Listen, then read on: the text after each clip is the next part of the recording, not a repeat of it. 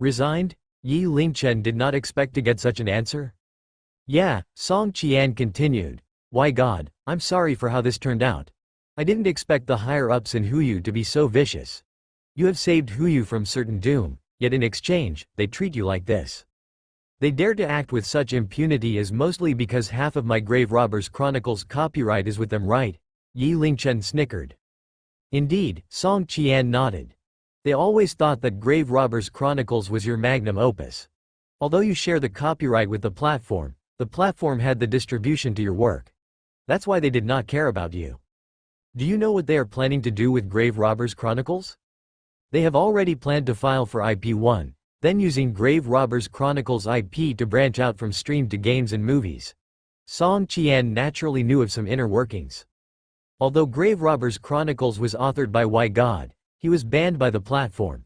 With that, the platform could treat it as an asset, effectively getting rid of him while benefiting off him in a cruel and ruthless manner. After a moment of silence, Yi Lingchen suddenly asked, apart from Huyu, what other platforms are there? Some time ago, the streaming platforms went through some dark times. Many of the platforms have already folded. Those that survived until now are just a couple of bigger platforms. However, they are also close to folding. Song Qian could already guess where Yi Lingchen was headed. He then continued, if you want to stand up to Huyu with these platforms, it's going to be very difficult. Huyu pretty much had the monopoly of this sector. That was why it could act with such impunity.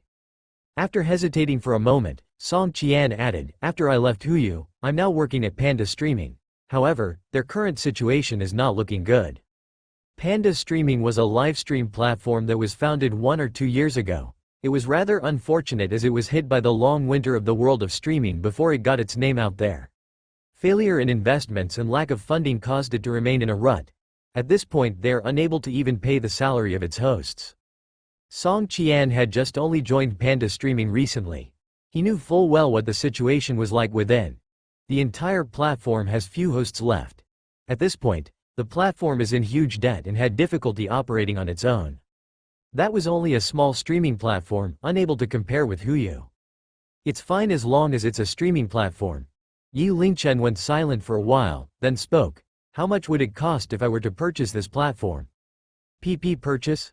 Song Qian was shocked. Taking a deep breath he asked, why God, you're not joking with me, right? Although Panda Streaming was about to go under, it was still a platform after all. The wealth required to purchase it was no small sum. That's right, Yi Lingchen answered calmly. Just let me know how much. Yi Lingchen had finally understood the tyranny and cruelty of a streaming platform. Since Huyu Streaming struck the first blow, he had no intention of taking this quietly. Grave Robbers Chronicles was his first creation. The dignity of a prodigy was on the line. This vengeance must be fulfilled. It had to be done viciously. Instead of working for other streaming platforms, he might as well run his own. Getting rid of Huyu using his own streaming platform should feel great. It was too much hassle to start a platform from scratch. He might as well save time and purchase one directly. At the moment Panda Streaming owes a debt of over RMB 30 million. If you plan to purchase it, you must first clear its debts. I estimate that they will offer roughly about RMB 40 million, Song Qian explained. RMB 35 million, Yi Lingchen made a direct offer. You help me communicate with them. I'm only offering RMB 35 million. This way their debts are cleared and would have RMB 5 million profit. There's no reason for them to reject the offer. If this deal goes through, you'll be the president of Panda. Song Qian was suddenly hyperventilating. He was both shocked and excited at the same time. Why God's a hidden rich kid? This is amazing. Alright, I'll go talk to the higher-ups immediately. Song Qian took a deep breath and rushed off excitedly to settle the issue. Why God had promised to let him be Panda's president. Add to it Why God's fame and creations. He might bring Panda back from the brink of death. That would also bring him to the peak of his life. He felt that he had successfully ridden on Why God's coattail. On the next day, Yuan's headquarters was hectic after a meeting had just concluded. Yogurt was the top editor in Genesis that was responsible for the Shenxia genre. Sigh, this time the 12 Heavenly Kings and Rookie Champion had nothing to do with me again. Yogurt shook his head with a bitter smile. The Shenxia genre was too unpopular with very few authors and readers when compared to urban and fantasy genres. They were too far apart. Every year, Yuan would pick the most popular author based on the popularity of their works. However, none of them in the past few years fell under Yogurt's supervision. You're still better off than me, okay? I'm in the FC King history genre. This is just too unfair. Another person interjected. That person was Sunny Day One, in charge of the history genre. The history genre was even worse than Shenxia. They might not even receive any books on any given day. Both of them sighed, blaming their lives while connecting over their similar situation. While chatting, Yogurt opened his inbox. As expected, there were only a few Shenxia titles that submitted a draft. What the FCK is this writing? Nothing makes sense. OMG, another long-winded story. This is a little better. Yogurt was flipping through each title quickly. Sunny Day joined Yogurt in dissing the submissions as he was too free. Celestial Bane? Yogurt was caught by surprise. This name is something? Following that was the synopsis. The world began without celestial beings. However, since ancient times, humans witnessed the world around them being filled with unexplained incidents. Flashing thunders, raging storms. This synopsis. It's not bad too. Then came the content. Prologue, Chapter 1, Chapter 2, Chapter 3. Yogurt and Sunny Day stared at the computer unblinkingly with neither of them talking. As they went through page by page, they were pulled into the book, as though they were immersed in the world of Celestial Bane. At that time, they felt as though they had turned into Zhang Xiaofan 1, experiencing this unique world of Shenxia. WTF. That's it? So short? Yogurt scrolled to the last page, feeling unsatisfied, yearning to read contents to come. That's right, why did he just submit such a short piece? Sunny Day too was feeling unfulfilled. However, when they checked the word count, both of them were dumbfounded. It had over 15,000 words. They then checked the time and realized they spent almost 15 minutes reading this. Both of them exchanged glances. The time passed felt like nothing. Celestial Bane was truly exciting. It did not contain any unnecessary words at all. Everything joined smoothly and was highly immersive. FCK. Yogurt. You've hit the jackpot. Sunny Day's eyes went red, filled with jealousy. They, of course, could appraise the potential of a novel with a simple glance.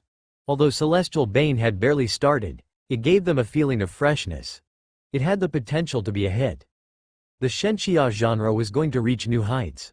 Why did such a talented author not come to the historical genre? Sob sob sob, I'm so jealous. Cough cough, keep it down. Yogurt grinned so wide that his lips almost reached the base of his ears. He was afraid that other editors might steal this from him. He quickly hogged the novel to himself and sent a message to Yi Lingchen. After an entire day of class, Yi Lingchen went home and logged onto the author's corner. On the top right corner, a message notification lit up. It was from the Shenxia genre's editor, notifying him that Celestial Bane had met the requirements. The editor's name was Yogurt. Beep beep beep. Just as he added Yogurt to QQ Messenger, he immediately received a message from Yogurt. I am Y, your name. Yogurt was having a difficult time dealing with the name. After all, the great name of Y was very well known. Yi Lingchen sent a tears of joy emoji over to Yogurt. I've read through all your chapters. Very well done, styling is amazing. If you keep this up, you're sure to be a hit. All the best, Yogurt said passionately. Thank you, editor Yogurt, Yi Lingchen replied. I'll start by adding you to Genesis Contracted Authors group first. If you have anything you don't understand, you can ask anyone in the group or ask me directly. Yogurt immediately sent the group invitation link after the message. Beep beep beep. Very quickly, the group chat turned active. Traceless stream. Welcome new friend. Your name is quite something. God of Twilight. Newcomer to the group. You either share your picture or you give out red packets. Otherwise, you'll be kicked, thank you. Monocolored wind. Hot damn, that name, I almost thought Y joined our group. That got me excited. Rugao under the bridge. Someone personally invited by the editor. It seems we have a big shot here. The name, I am Y, was on the brunt of everyone's jokes, mostly due to it being too eye-catching. With so many big shots chatting, Yi Lingchen, as a newcomer could not just remain hidden. Newcomer reporting in. My new novel is Celestial Bane. Please take care of me. Rugao under the bridge, Celestial Bane, not a bad name. Shenxia genre? Let me have a look. 10 minutes later, Rugao Under the Bridge. FCK, Celestial Bane is awesome. This novel will definitely be a hit, more chapters please. Traceless Stream, is that true? Let me have a look too. Monocolored Wind, if Under the Bridge Kun says so, then it will surely be a hit. The huge wave of authors immediately got excited and started observing out of curiosity. The next moment, the entire group chat went berserk. The writing style. Amazing, OMG. Is this the rise of the Shenxia genre? This is the work of gods. Is IMY here? I'm begging for chapters. What happened to Zhang Xiaofan? Is this written by a new author? Spill the beans. Which big shot is this hiding behind that secondary account? Those big shots were nothing like what Yi Lingchen had imagined them to be. They all seemed to carry an air of idiocy with them. Out of curiosity, he took a look at Rugao Under the Bridge's novel. Claim a mountain, be a king.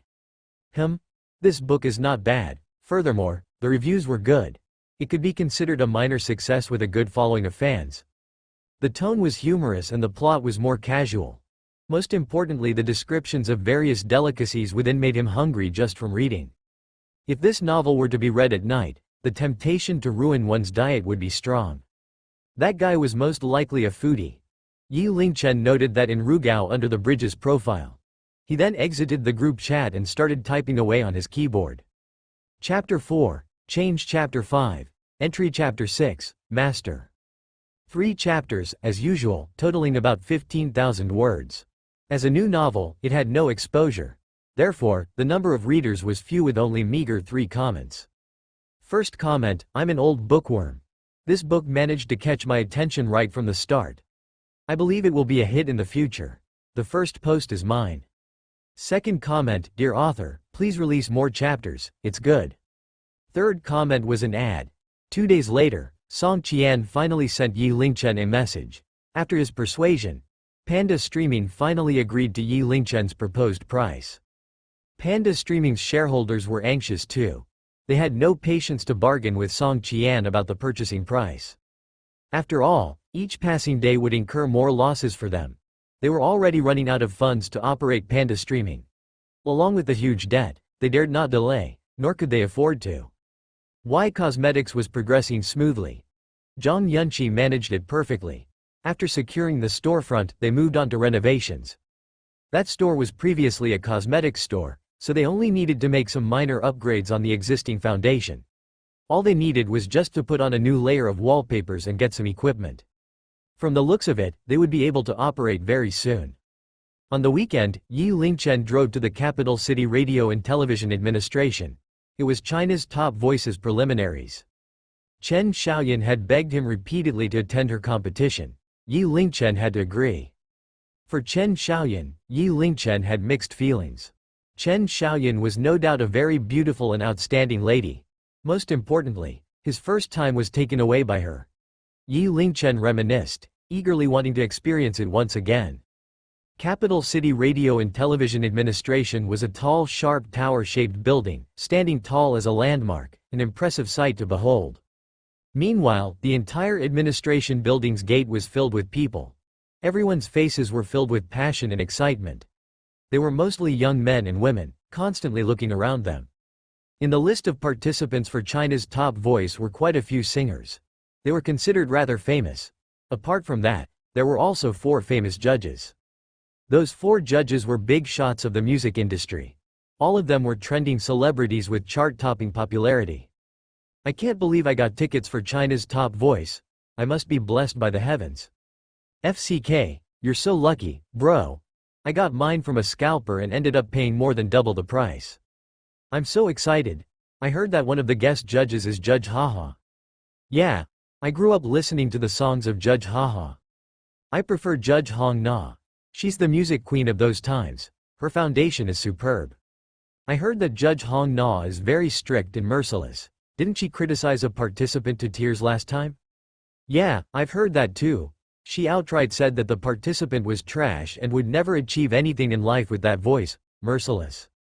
Along the way, it was very crowded. Everyone formed their own groups, immersed in their own discussions. Yi Lingchen stood alone, quietly walking towards the competition venue along the path. On his way, there were quite a number of people setting up shop along both sides of the road, selling glowing lights. They were mostly students from the vicinity with good business sense, taking this opportunity to get some extra income from the sales. Yi Lingchen even saw a group of young men holding placards with lights on them. Written on it were cheers for Chen Xiaoyan. Other than that, there were also several people talking about Chen Xiaoyan. They were paying special attention to this woman that made her way into the scene from being an internet celebrity. Furthermore, she was backed by singer Y that led to everyone looking forward to her performance. It would seem that Chen Xiaoyan was quite popular. Yi Lingchen smiled, then entered the venue using the e-ticket that Chen Xiaoyan sent him. He chose a discreet corner seat and quietly waited for China's top voice to begin. It was noisy at the scene as the audience slowly filled the hall. In the middle was a huge stage along with 4 chairs for the judges. Meanwhile, in the competition backstage area, all the participants had arrived. Their faces were lined with worry as they waited quietly for the competition to begin. Why hasn't it started yet? Huff, I'm so nervous. I wonder if the judges are strict. My heart is pounding like crazy.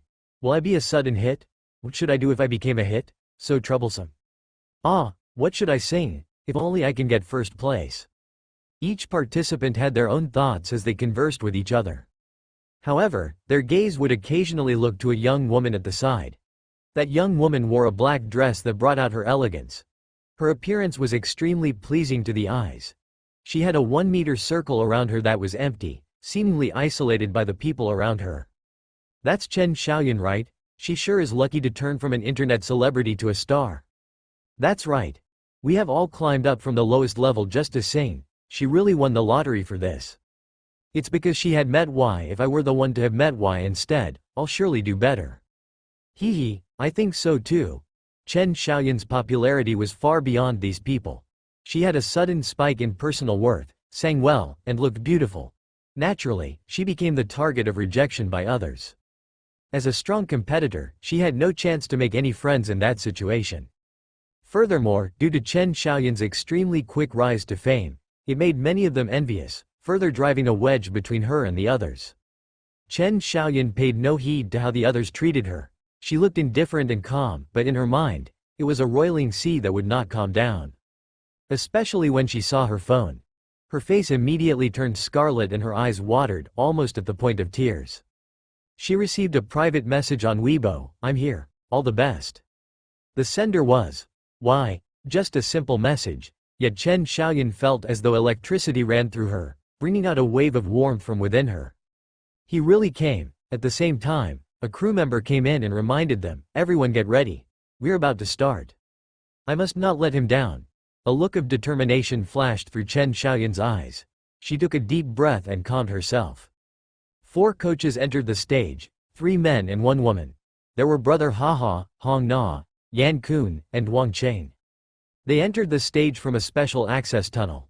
Naturally, people cleared a path for them as they came in, which made for quite an impressive entrance. In a moment, the entire audience boiled with excitement. Countless people started to cheer, shouting out the names of the 4 coaches. Quite a number of the audience were also crying tears of joy. The teary scenes were expertly captured by the camera. Hearing the excited cheers and shouts, the participants in the backstage area got even more nervous. Their hearts were pounding, looking around anxiously. The MC reminded them, "Make sure you pick your songs properly. We'll prepare the music for you guys. You're to get on the stage one by one as your names are called. We'll go through this again later if the coach requests for you to sing another song later." Having said that, he quickly rushed onto the stage. He first introduced the 4 coaches on the stage, then gave some rousing speech to pump up the audience. Following that, the competition begins. Singer number 1, Chen Li. Right as he finished announcing, a girl in a red dress walked out from the backstage fabulously. She put on a calm smile as she stood in front of the mic at the center of the stage. "Greetings, dear judges. I'm Chen Li, currently a 3rd-year university student. I've loved to sing since I was young and my dream is to be a singer. All these while, I would take part in my school's annual." Brother Haha waved his hand, cutting her off immediately, "Just sing." Chen Li nodded, then answered, "Okay. The song I'm singing is Jasmine." The music started and Chen Li cleared her throat before singing, "Jasmine blooms, so beautiful so white. This is the season that we will leave. Point 1. Her melody was on point, but perhaps due to nervousness, there was a hint of trembling in her voice that led to some parts being out of tune. Fortunately, she was able to quickly adjust her tune. As the song ended, the audience gave a rather unimpressed reaction as the performance was not outstanding. "Your voice is good for singing, but your technique still needs polishing," Brother Haha commented. Then a bright red X lit up, motioning to disqualify her. "I agree with Brother Haha's comments," Yan Kun joined in, similarly lighting up a red X. Wang Qing did not say anything and lit up the red X. Next, Hong Na spoke, giving another red X. The first contestant was disqualified. The second contestant was a man, performing the song Liang Liang.1. The results were similar to the song's title, A Lost Cause. The third, fourth, fifth. There were some outstanding contestants during the competition which resulted in droves of cheers. They then entered the next round. Next, we have the currently trending female singer. She's successfully turned from an internet celebrity to stardom. I believe everyone's waited for this for some time. Our next contestant is Chen Xiaoyan. The MC announced. Let's welcome her with some applause. Chen Xiaoyan, do your best. Ah, Chen Xiaoyan, I love you. I love Chen Xiaoyan. Rear Morning Light. Morning Light was the name that Chen Xiaoyan's fans gave themselves as Chen Xiaoyan struck out with the song Chaser of the Light. Placards with lights spelling out Chen Xiaoyan's name were raised by the audience, waving left and right. Quite a number of people stood up as well, waving the glow sticks in their hands and cheering loudly. From that, it showed how popular she was. It could be said that in the audience, apart from those that attended the show because of the 4 judges, the remainders were all here because of Chen Xiaoyan. Yo ho!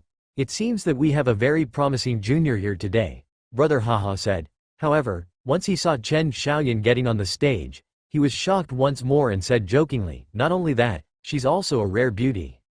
So she's the one that quickly spread across TikTok throughout the country. Chen Xiaoyan? The younger generations are full of talents. Wang Qing added as well. The recent mysterious and sensational Y wrote a song for her. I guess she's considered lucky.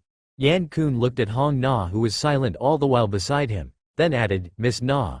She's the one that many speculate to be the next music queen after you. What do you think? Hong Na's face was devoid of emotions. That would depend on her live performance.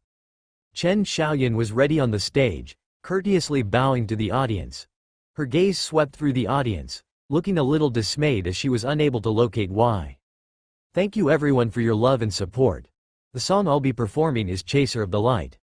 Her words gave everyone a mild shock, showing off everything she has on the first song. Chaser of the Light was without a doubt Chen Xiaoyan's trump card. Most importantly, it was an original work. Most people would save that for the finals, yet she was using it for just the preliminary round. That was too reckless. Only Chen Xiaoyan knew the reason she chose that song was to show it to that man. That was a song he wrote for her. Since he was there, then she would have to sing it for him no matter the consequences. If you said you were fireworks on the sea, I'd be the foam on the waves. Your light suddenly illuminated me. If you said you were the distant galaxy. A mystical voice befell them, causing the audience to slowly quiet down, and all that was left was Chen Xiaoyan's voice.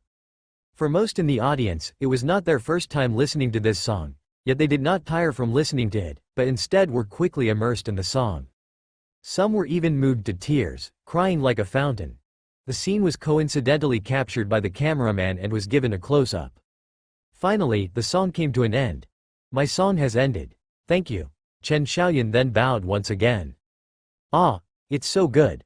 I didn't expect it to be this good listening live. It's so much better. Sob sob sob, as morning light, I really can't stop myself from crying. It's like the song is tailor-made for Chen Xiaoyan, such a heavenly sound. Why sing it now? If saved for the finals, she would surely place first. The audience was captivated by Chen Xiaoyan.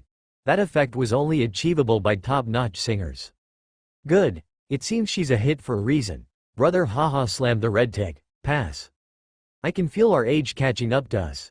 It's true that the next generation will replace the old. Wang Qing lamented, similarly giving a red tick. If this doesn't make it through, then nothing makes sense anymore. Yan Kun also chose the red tick. He then commented, your sound is as beautiful as you are. Furthermore, your technique is quite good, in the future. Decent technique? I don't think so. A dissonant sound came through. cutting off Yan Kun. In an instant, all eyes were focused on Hong Na. I'll admit that this song was a decent performance. However, that's only limited to this song. Hong Na's face was filled with a vicious look, carrying an air of arrogance. She then continued, "This song is her original.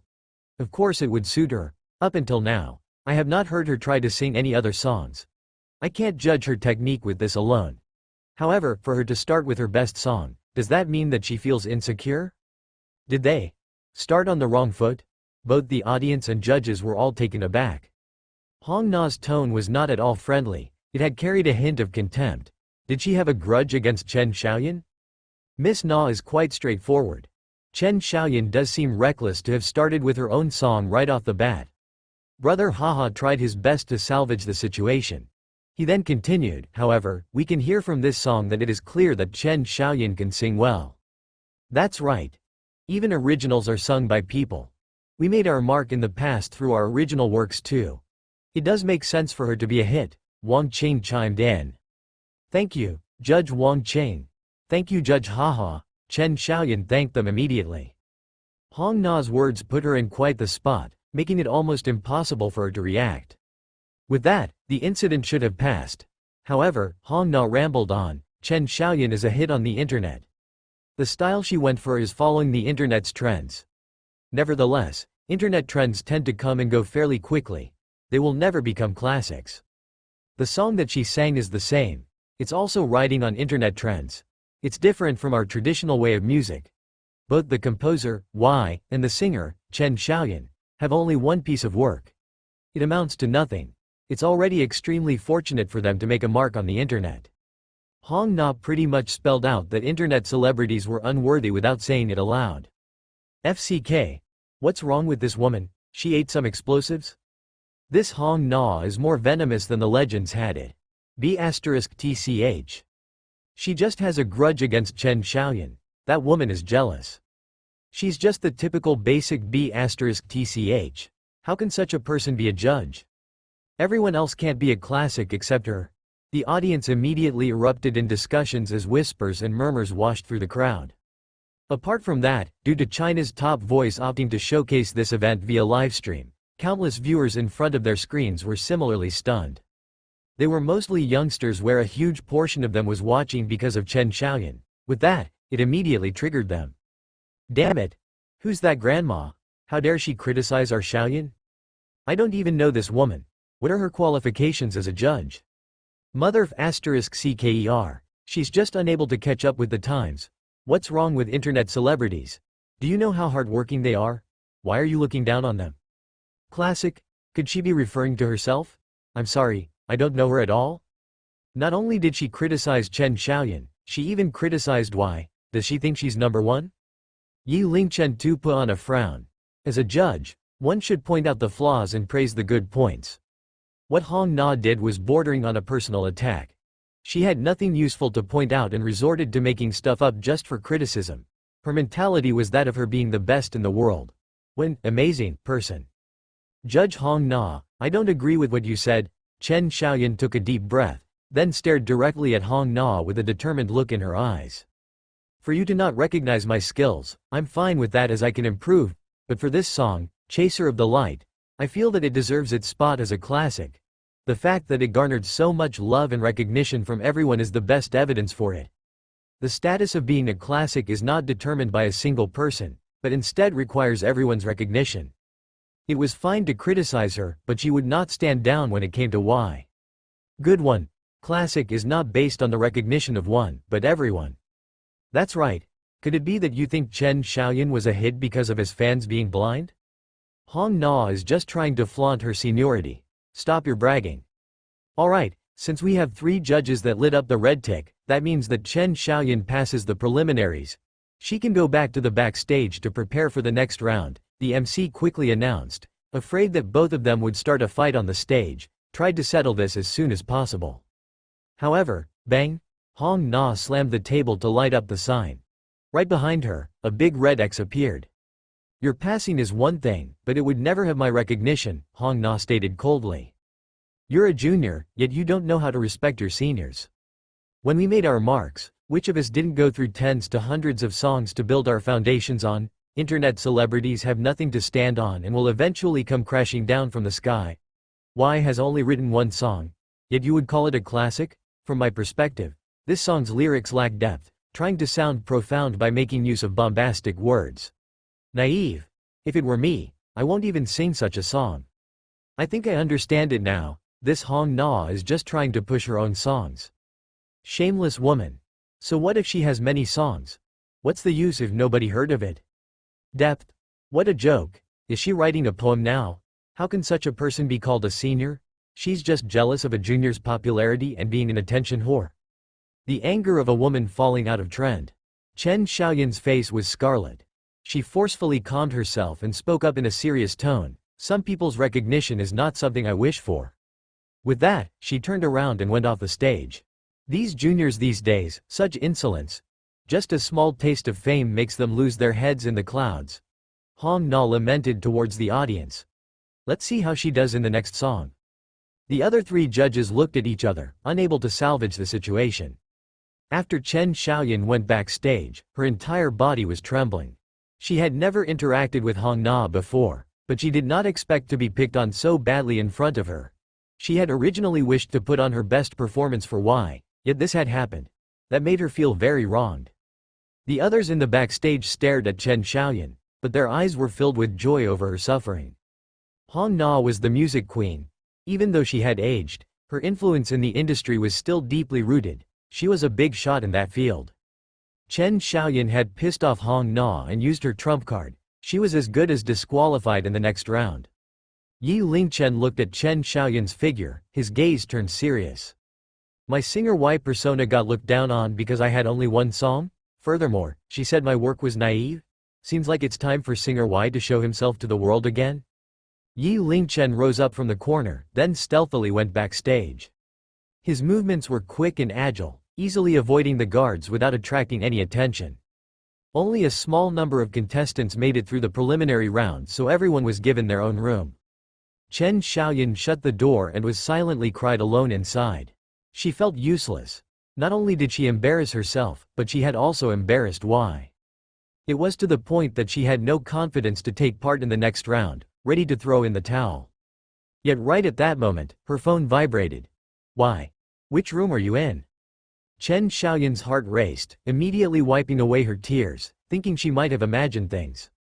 Following that, she quickly replied, Room 6, she was the sixth contestant that made it through the preliminaries.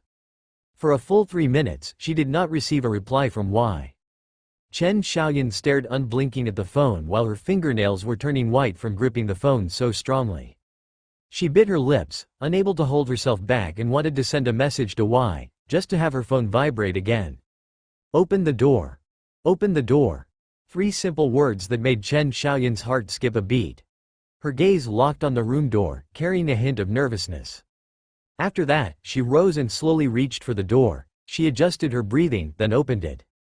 Unlike what she imagined, there was nobody outside the door. Chen Xiaoyan was dumbfounded. After looking around, she found that the hallway was also quiet and empty. Lowering her head, she found a letter by her foot. Still not showing yourself? Chen Xiaoyan was slightly disappointed. She picked up the letter and opened it slowly. The writing on the letter was one she would never forget. It was Y's writing.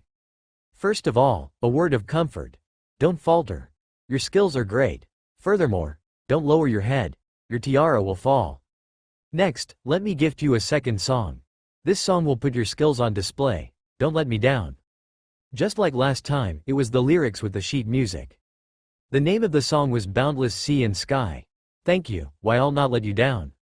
Chen Xiaoyan read the song again and again as though trying to burn the words into her soul. After the entire morning, the preliminaries ended. There were a total of 50 participants, but only 15 passed the preliminaries. Other than Chen Xiaoyan, there were also other outstanding individuals. However, everyone's focus was not on that. Hong Na and Chen Xiaoyan's conflict had finally finished brewing, attracting the attention of a wide range of audiences and the media.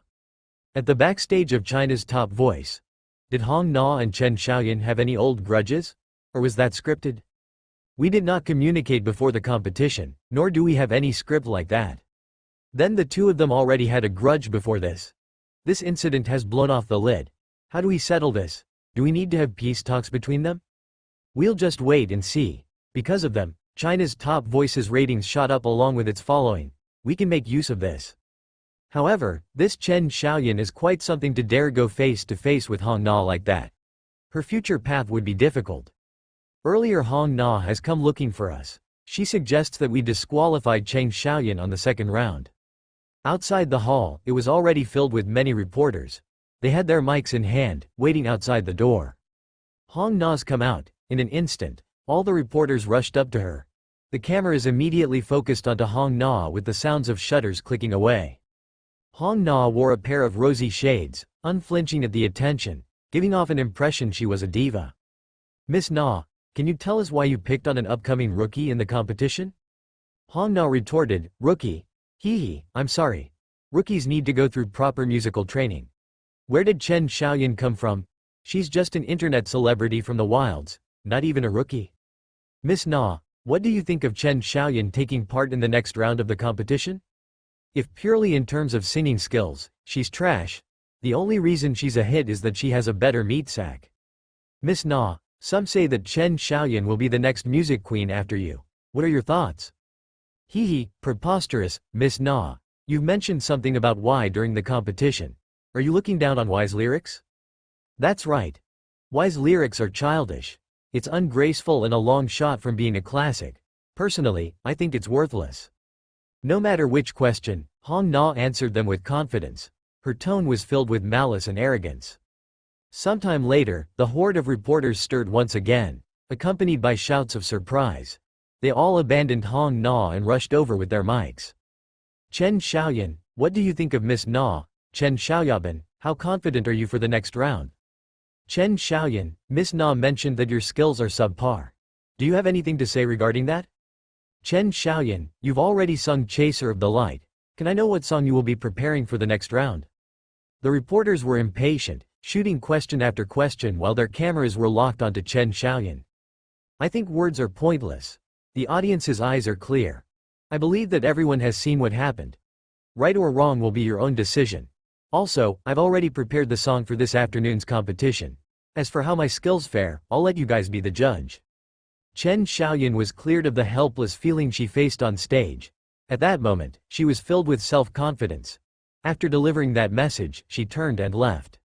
That message alone already contained her response to Hong Na, while at the same time showcased Chen Xiaoyan's confidence.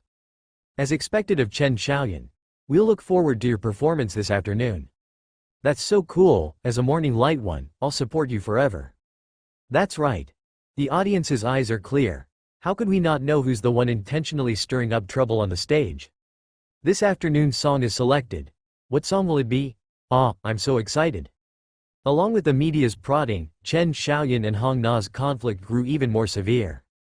One had transformed into stardom from an internet celebrity, while the other was an old music queen. Their conflict represented the conflict between two different generations. All eyes were on them. In the afternoon, China's top voice opens again. The crowd was bigger than the morning crowd. A large portion was here for Chen Xiaoyan. Meanwhile, in China's top voices backstage, Director Zhou, "We didn't expect things to grow to such a proportion. The program hasn't started and our viewer ratings are already at 1.2. Damn. This is scary. A lot of streaming platforms started to stream our channel. This program is a hit." The crowd outside is growing bigger. I'm curious as to where Chen Xiaoyan's popularity came from.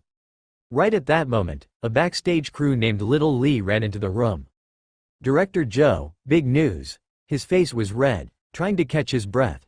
He announced excitedly, "Director Zhou, Chen Xiaoyan plans to sing a new song this afternoon." "What?"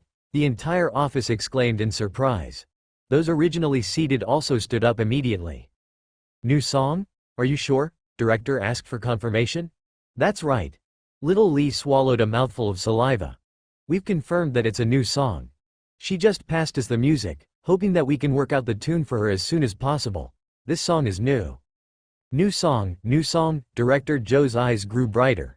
Is she planning to use her new song as a comeback? Ha ha ha. This is a good selling point. Wonderful, absolutely wonderful.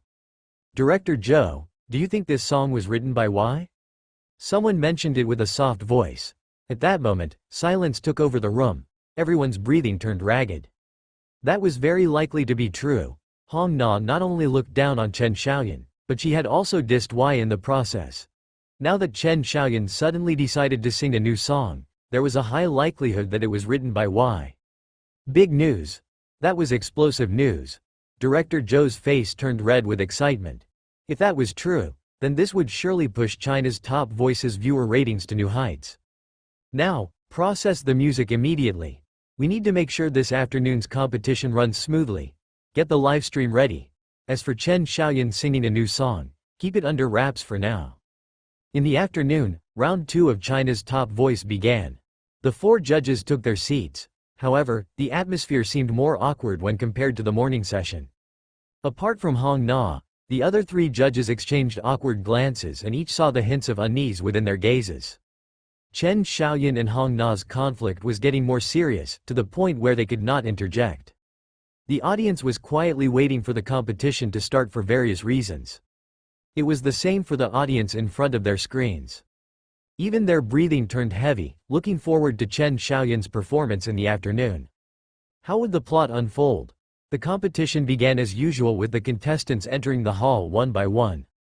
However, Chen Xiaoyan's turn just seemed to take forever. Some suspect that it might be the organizer's ploy. Contestant 1, Jasmine. Contestant 2, Dimples. Contestant 3, Nunchucks. Although their performances were decent, it was not what the audience looked forward to, leading to a very mediocre response from them. Even the 4 judges on the stage were distracted in their appraisal. Director Zhou. The ratings are at 2.5, backstage. Little Li was so flushed with excitement that his smile almost extended to the base of his ears. Surprise. That was an absolute surprise.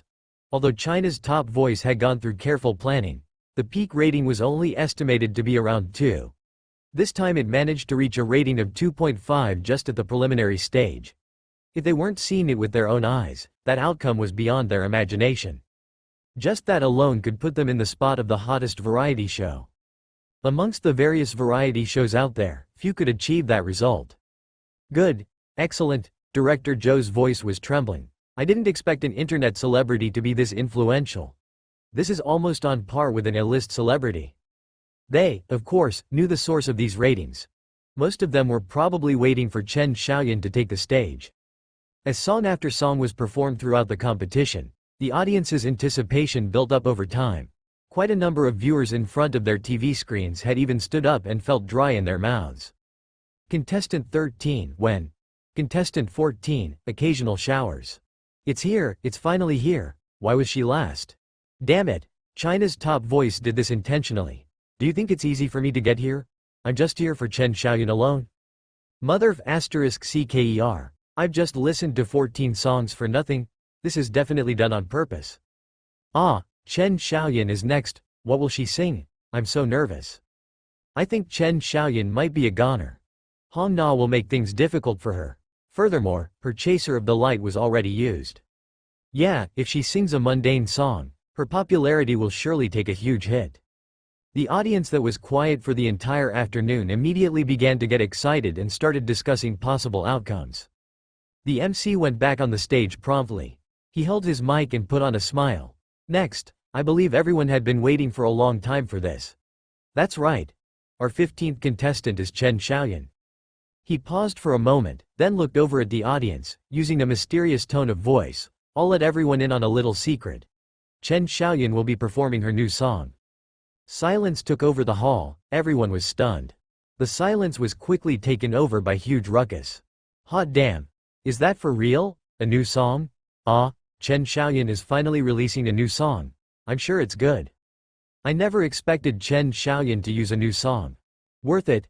All this waiting is worth it. Next, let us welcome Chen Xiaoyan. Clap clap clap. Howls accompanied the applause that lasted quite a while. I didn't expect her to have prepared a new song. What a surprise, brother haha commented excitedly. Yeah. Chaser of the Light is already such a hit. Will the new song surpass it? Wang Qing nodded in agreement as well. Meanwhile, Hong Na's face was a little gloomy. She said coolly, no wonder she started off with Chaser of the Light. So all that was to market her new song. Such a scheming woman. Let's see what she can do with her singing. Amidst the countless cheers, Chen Xiaoyan slowly made her way to the stage in a full-piece black dress. Her presence far outshined the previous 14 contestants, igniting a louder cheer from the audience, further pumping up the excitement in the room. Hello everyone, the next song I'm competing with is my new song. Chen Xiaoyan paused momentarily, then continued. Furthermore, this song is similarly composed by Y. Y. It's another song by Y. The audience's heart skipped a beat and held their breath. OMG, Director Joe, the ratings went above 3. Little Lee was rambling excitedly, almost getting tongue-tied. Shush. Quiet. Director Joe took a deep breath and put on a calm front although his eyes were red with excitement. We've gone through grand occasions before. We must remain calm. Y's appearance caused the viewer ratings to jump from 2.6 to 3. Scary, shocking, that was like a godly existence. All that was just a mere mention of his name. If he were there in person, what would the results be? Just the thought of it stirred Director Joe's passion. Before I start, I have a few words to share. Chen Xiaoyan spoke softly, yet the noisy hall quickly quietened down. Actually, this song is written by Y this morning. I believe everyone knows why he wrote this song. That's right, it's because someone accused his songs to be childish. He'd also passed me a message. Seniors are meant to be surpassed by their juniors. That's why, don't hang on to your sense of superiority, nor should you look down on your juniors. With a simple message, the entire hall descended into a deathly silence. That included the 4 judges, Director Joe, and all the viewers in front of their screens. As time passed, they eventually recovered from their daze. Seniors are meant to be surpassed by their juniors. This phrase is FC King domineering. I like it. Wonderful, absolutely wonderful. I can't help but imagine how dashing Y looked like when he said those words. This is the response he gave to those seniors that think too highly of themselves. Nicely said, awesome. That's very aggressive. Do you think Y would become the public enemy in the music industry? Next, I'll be performing my new song, Boundless Sea and Sky. Boundless Sea and Sky? That name seemed to fit the situation well. Everyone held their breath and listened closely. In an instant, the entire world seemed to have gone silent and focused all its attention on Chen Xiaoyan.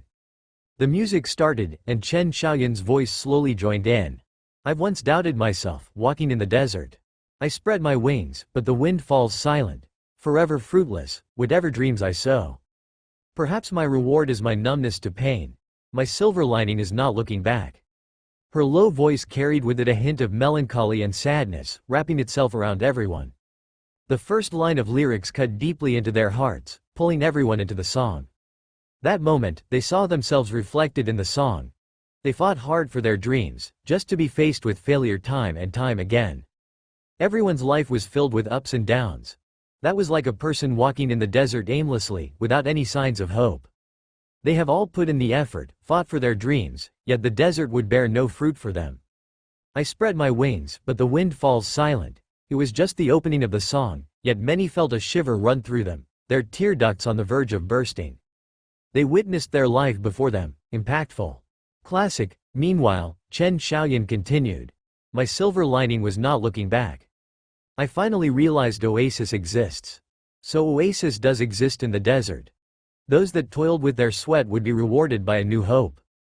In the next instant, the music reached a climax, just like a person in despair rejoicing at the sight of hope, passion, and moving.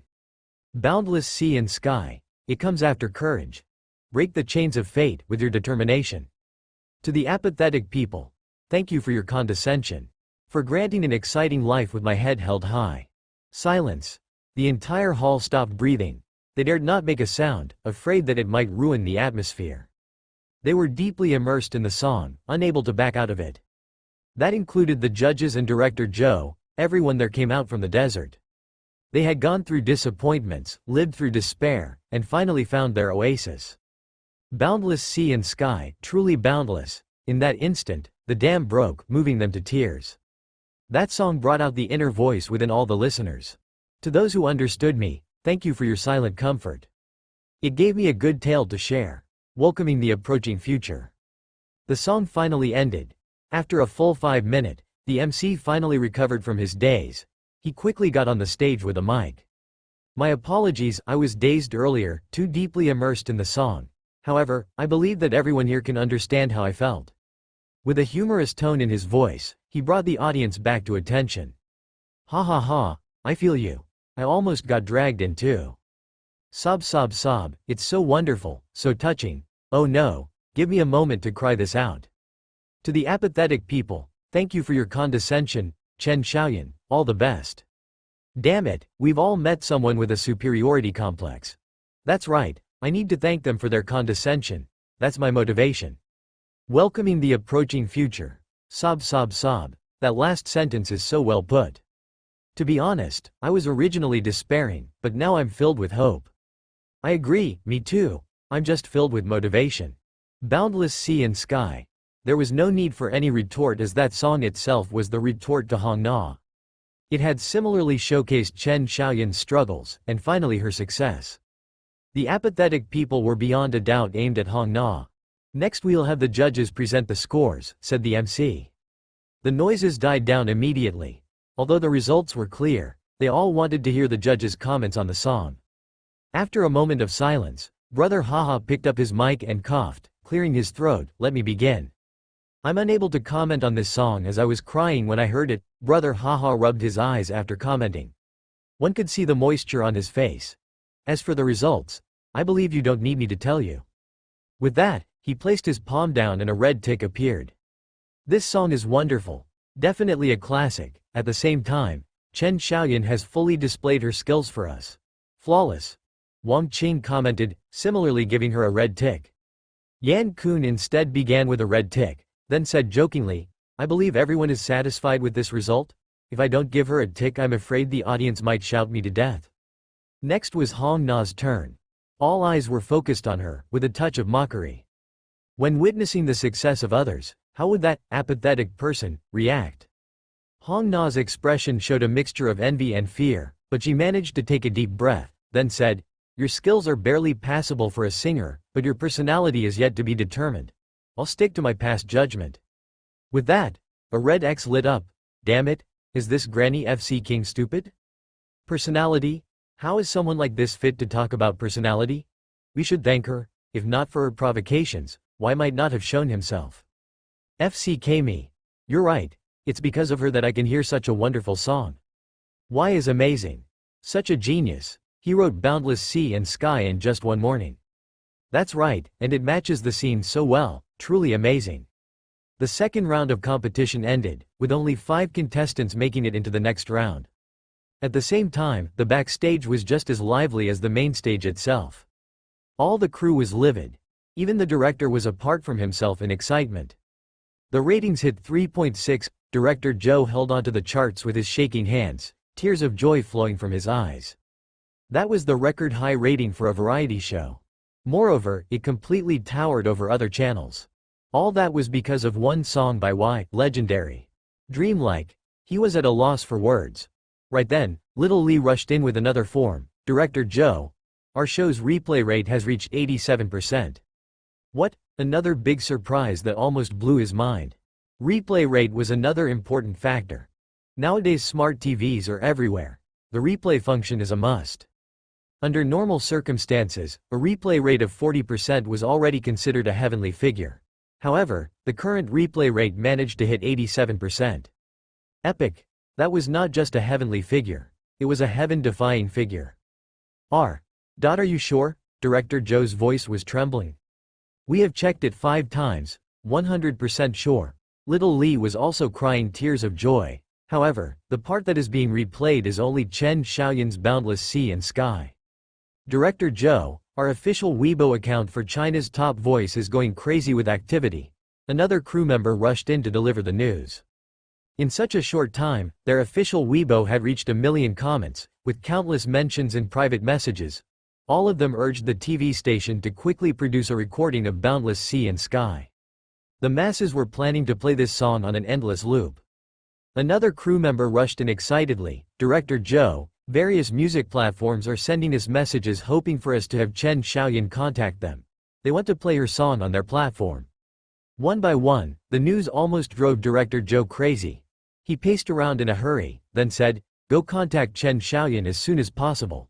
Tell her that we're interested in discussing her music copyrights and collaboration. The price can be negotiated. Remember to be respectful. China's Top Voices preliminaries came to an end. The semi-finals and finals would be conducted on the next weekend. Yi Lingchen left the hall immediately and took the bus home. Chen Xiaoyan sent a private message to Yi Lingchen. Why, thank you. China's Top Voice just contacted me to discuss copyrights and collaborations with them. Moreover, Tencent Music and NetEase Music also contacted me separately. I'd like to listen to your thoughts on the matter. Just accept the deal with the highest bidder, Yi Lingchen replied. He cared not for the money, but rather the sincerity of the other party. Chen Xiaoyan was not expecting such a reply from Yi Lingchen. She was dumbfounded for a moment before finally replying, okay. Singer Wise Weibo went crazy with countless comments from netizens. Seniors are meant to be surpassed by their juniors. Only Y is qualified to say such a phrase. Sob sob sob, Y's song is too amazing. Hurry up and produce a record of Chaser of the Light in Boundless Sea and Sky please. I want to loop them indefinitely. When will the third song come out? I'm looking forward to it. Will Chen Xiaoyan continue to sing new songs for the semifinals? I love you? Every song is a classic. I hope Y will continue this. Apart from the countless comments from the fans, there were also well-wishers from various music platforms. Tencent Music, Y's songs are all classics. The lyrics are deep and the melody was expertly done. We hope to collaborate with Y. Cool Music, when we heard Boundless Sea and Sky, we were all silent. This song is just too good, indescribably good, to the point that we didn't dare interrupt. We only wanted to listen quietly. We hope that Y can come out with even better work. Of course, we would also love to collaborate with Y. NetEase Music, unbelievable, Y only used half a day to create a classic such as Boundless Sea and Sky fit the situation so well. We can't deny that he's a musical genius. Countless comments from the Morning Lights, further flooded the page. The comments section was fully taken over. Us Morning Lights are grateful to Sensei Y. Hopefully, Sensei Y can continue his collaboration with Chen Xiaoyan. I suddenly think that Sensei Y and Chen Xiaoyan are a good match for each other. Are they a couple? Thank you Sensei Y for helping Chen Xiaoyan through that difficult time and allowed us to hear such a nice song. Thank you. Who said that internet celebrities can't make it big? We have all seen how much effort Chen Xiaoyan had put in. This is so moving. Sensei Y, I'm Little Beanie from TikTok. Can you give me some guidance? Sensei Y, I'm a live streamer with decent singing skills. Can you have a look? Sensei Y, can I have a sing-along with you? Thank you very much. Countless private messages flooded in, with the majority of them asking for sing-alongs. Yi Lingchen chose to ignore them. He was not that bored yet. Ring ring ring. The sound of the phone awakened Yi Lingchen from his nap. It was from an unknown caller, but the number was quite amazing. 12,345 ****. With such an amazing number, he surmised that it had a 99.9% chance to be a scam call. Yi Lingchen cut off the call immediately and continued his nap. Ring ring ring. In just a moment, it started ringing again. It was then quickly cut off. Ring ring ring, the third time. That finally piqued Yi Lingchen's attention. A normal scammer would never be so dedicated. Out of curiosity, Yi Lingchen answered the phone. Hello, is this Yi Lingchen? Yi Lingchen raised his eyebrow at the familiar voice, then answered with a quiet hum. Hee, I'm Zhang He, the president of Capital City Basketball Association, too. Do you still remember me? A sudden realization dawned on Yi Lingchen. He laughed, of course I remember President Zhang. Student Yi, I've been thinking about your proposal from before. It's not impossible for you to have full freedom and exemption from training, President Zhang announced, then continued, the contract is drafted. Can you come over tomorrow to go through the details with us? Of course. Yi Lingchen nodded. Both of them agreed on a meeting time and ended the call. By the time he's back in Hill Spring Residences, it was already 7 p.m. Yi Lingchen sat in front of his computer and logged onto the author's corner. During this time, Celestial Bane had totaled over 60,000 words. Due to Shenxia genre's lack of popularity, the competition was lax and the novel had already gone on the new title recommendation for the third time. The new title recommendation was the first recommendation for each new novel. It could only be considered a small push. After a round of new title recommendations, one could roughly tell the future of that novel. Compared to when it first started, Celestial Bane's result was much better. With only 3 times of new title recommendations, the novel was added to the library of over 5,000 people and had over 200 reviews. That result was considered overwhelming. As for this day, Yogurt had told Yi Lingchen to get more chapters ready as Celestial Bane was arranged for a PK. PK was a very cruel system. 10+ novels were recommended at one go. The ones that performed well would be sent into the next round of recommendations, then rinse and repeat. It was a trial by fire for the novels. Yi Lingchen sat in front of his computer and tuned the world out, crunching out content on his keyboard. Superpower, secret heritage, displacement. Chapter after chapter was written. At the same time, Yuan's website was bustling with activity. Celestial Bane was like a boulder dropped into a still lake, stirring up huge waves. The exposure of a PK recommendation was far beyond the new title recommendation. Celestial Bane had entered the sights of even more readers. FCK, FCK, FCK, best book in the world. I can't believe such an epic book exists in this world. It's too interesting. Author, please update faster RRRR. I've just only realized the existence of this wonderful book online. It's amazing. OMG. I'm hooked even though I have never read any Shenxia stories before. I didn't expect it to be this nice. Author, please keep it up. It's Shenxia. Finally a real Shenxia novel. I've been waiting for so long, this godly creation is finally here. Other than those comments, the gift section had also turned lively. Gift. User Mewtwo gifted Celestial Bane 6,666 coins. This book is amazing. Here's some support. Hopefully, the following chapters will be more interesting. Gift. User Lingyun Dream gifted Celestial Bane 6,666 coins. This book is amazing. Here's some support. Hopefully, the following chapters will be more interesting. Gift. User Piano Without Strings gifted Celestial Bane 6,666 coins. This book is amazing. Here's some support. Hopefully, the following chapters will be more interesting. The page was uniformly flooded with gifts and favorable comments. The PK had only started for a short time, yet he had already received over 100 gifts. A shocking sight to behold. Before PK, Celestial Bane was merely placed 21st on the new title rankings. However, after PK, it finally rose in rank at a terrifying speed, blowing the minds of all that witnessed it. By the time Yi Lingchen uploaded his 3rd chapter for the day, 2 hours had passed. His recommendation votes went from 8,967 to 13,567 in an explosive manner. Of course, Yi Lingchen did not even notice those things. Instead, he washed up and went to bed. The next day, after a full night, Celestial Bane rose from 21st place to 1st at a pace that could cause other authors to suddenly feel despair. Along the way, countless buttocks were pierced through as Celestial Bane shot through all those placed before it to the top. 1. A new novel by a rookie suddenly made the top of the list. Countless people were sent into a daze at its progress. That was a black horse, a horse so black that the color seeped into the depth of its soul. Terrifying, shocking. The author's corner went into an uproar. A heated discussion around Celestial Bane had started. FCK. There's this new novel recently, did you guys see it? You're talking about Celestial Bane, right? I've seen it, it's good. I didn't find it that special. It just felt normal. That statistics must have been faked. How can someone be that terrifying? I think it's faked too. I'll show you the data right now. Immediately, someone uploaded Celestial Bane's data in the author's group chat. Its collection rate went from 5,000 to 13,000 overnight. The recommendation votes went from 9,000 to 15,000. The number of reviews went up by 300 while gifts went up by another 120. It all happened in one night. That kind of progress would immediately outshine countless big shots. It caused many authors to feel despair.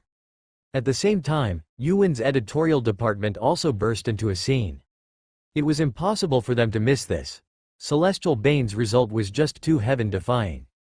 They double and triple checked the novel's data, only to have everyone gasp in surprise. Epic, absolutely epic. Seems like it's the birth of a godlike author. This is just too heaven-defying. Could it be a mistake from the server's data? Are you sure this is a rookie? I'm sure. He's definitely a rookie. Damn, that's really piercing the heavens. This is a black horse that fcked the heavens.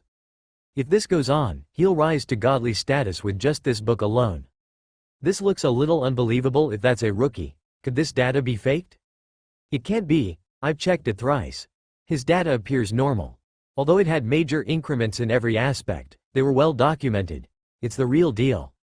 They discussed what had happened with the occasional gasp of surprise. After all these years of their work, it was the first time they witnessed such results. In fact, it outshined the current big shots in Yuan.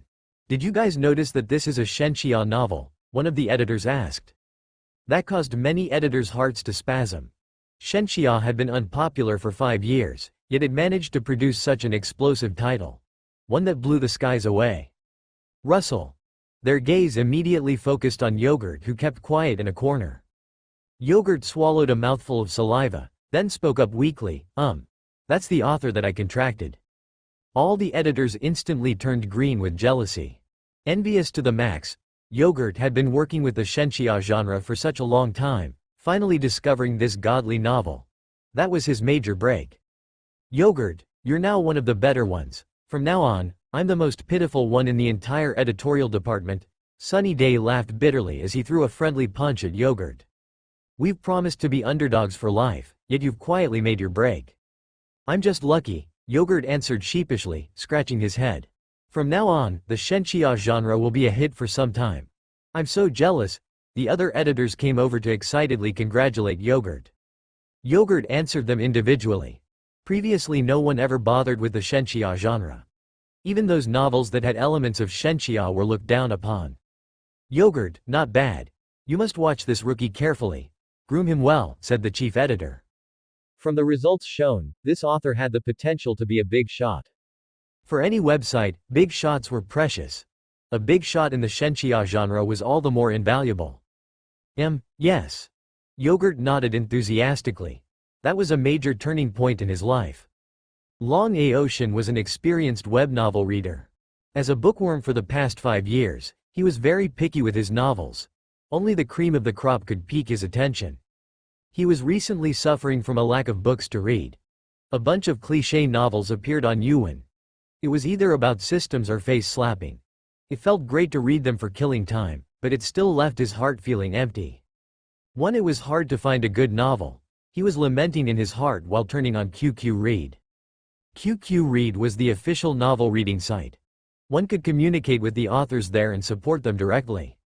Writing a novel was difficult, to be an author was even more so. Compared to office work, being an author was like working on a rocking boat. They lacked income stability and were not covered by insurance. All they had to rely on was the 1 cent per chapter subscription fee to survive. Oftentimes they would not even have a proper meal. Furthermore, they had to endure their friends' and family's criticism of their career choice. Life was tough for them. Reading a novel could help one relax. Long Aocean had always felt that he should do his best to support the authors. Moreover, 1 cent per chapter meant that he only needed to spend a few cents a day. That was affordable. Clicking into Claim a Mountain, Be a King, he was suddenly stunned. His face turned gloomy. FCK. Why hasn't Rugao Under the Bridge updated his chapters? What's going on? There was only a note to the readers saying, I'm sorry dear readers. Celestial Bane is just too interesting. I got caught up reading it and was unable to stop. I beg your forgiveness. To those that need something to read, you can give Celestial Bane a try. I highly recommend it.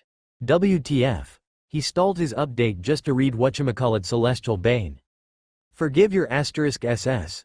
Can that compare with your Claim a Mountain, Be a King? Long Aocean was extremely disappointed. He did not search for Celestial Bane but instead opened up a different novel. As an experienced reader, he would, of course, have more than one novel in his library. He opened up I Eat Potatoes Heaven's Path. FCK. Why is this not updated as well? It was similarly an apologetic note from the author. Even the excuse given was the same, I'm sorry dear readers. Celestial Bane is just too interesting. I got caught up reading it and was unable to stop. I beg your forgiveness. To those that need something to read, you can give Celestial Bane a try. I highly recommend it. Celestial Bane? Just what kind of godly novel is that? He opened up his 3rd book, Alluring Tomatoes the Great Ruler. Long Aocean almost cried out loud. Even this novel halted updates because of Celestial Bane.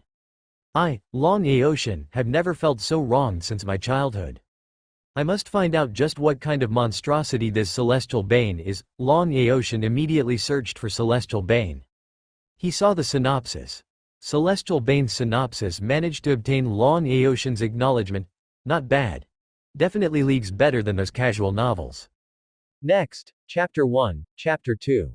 With that, his entire being calmed down and was immediately immersed in the novel.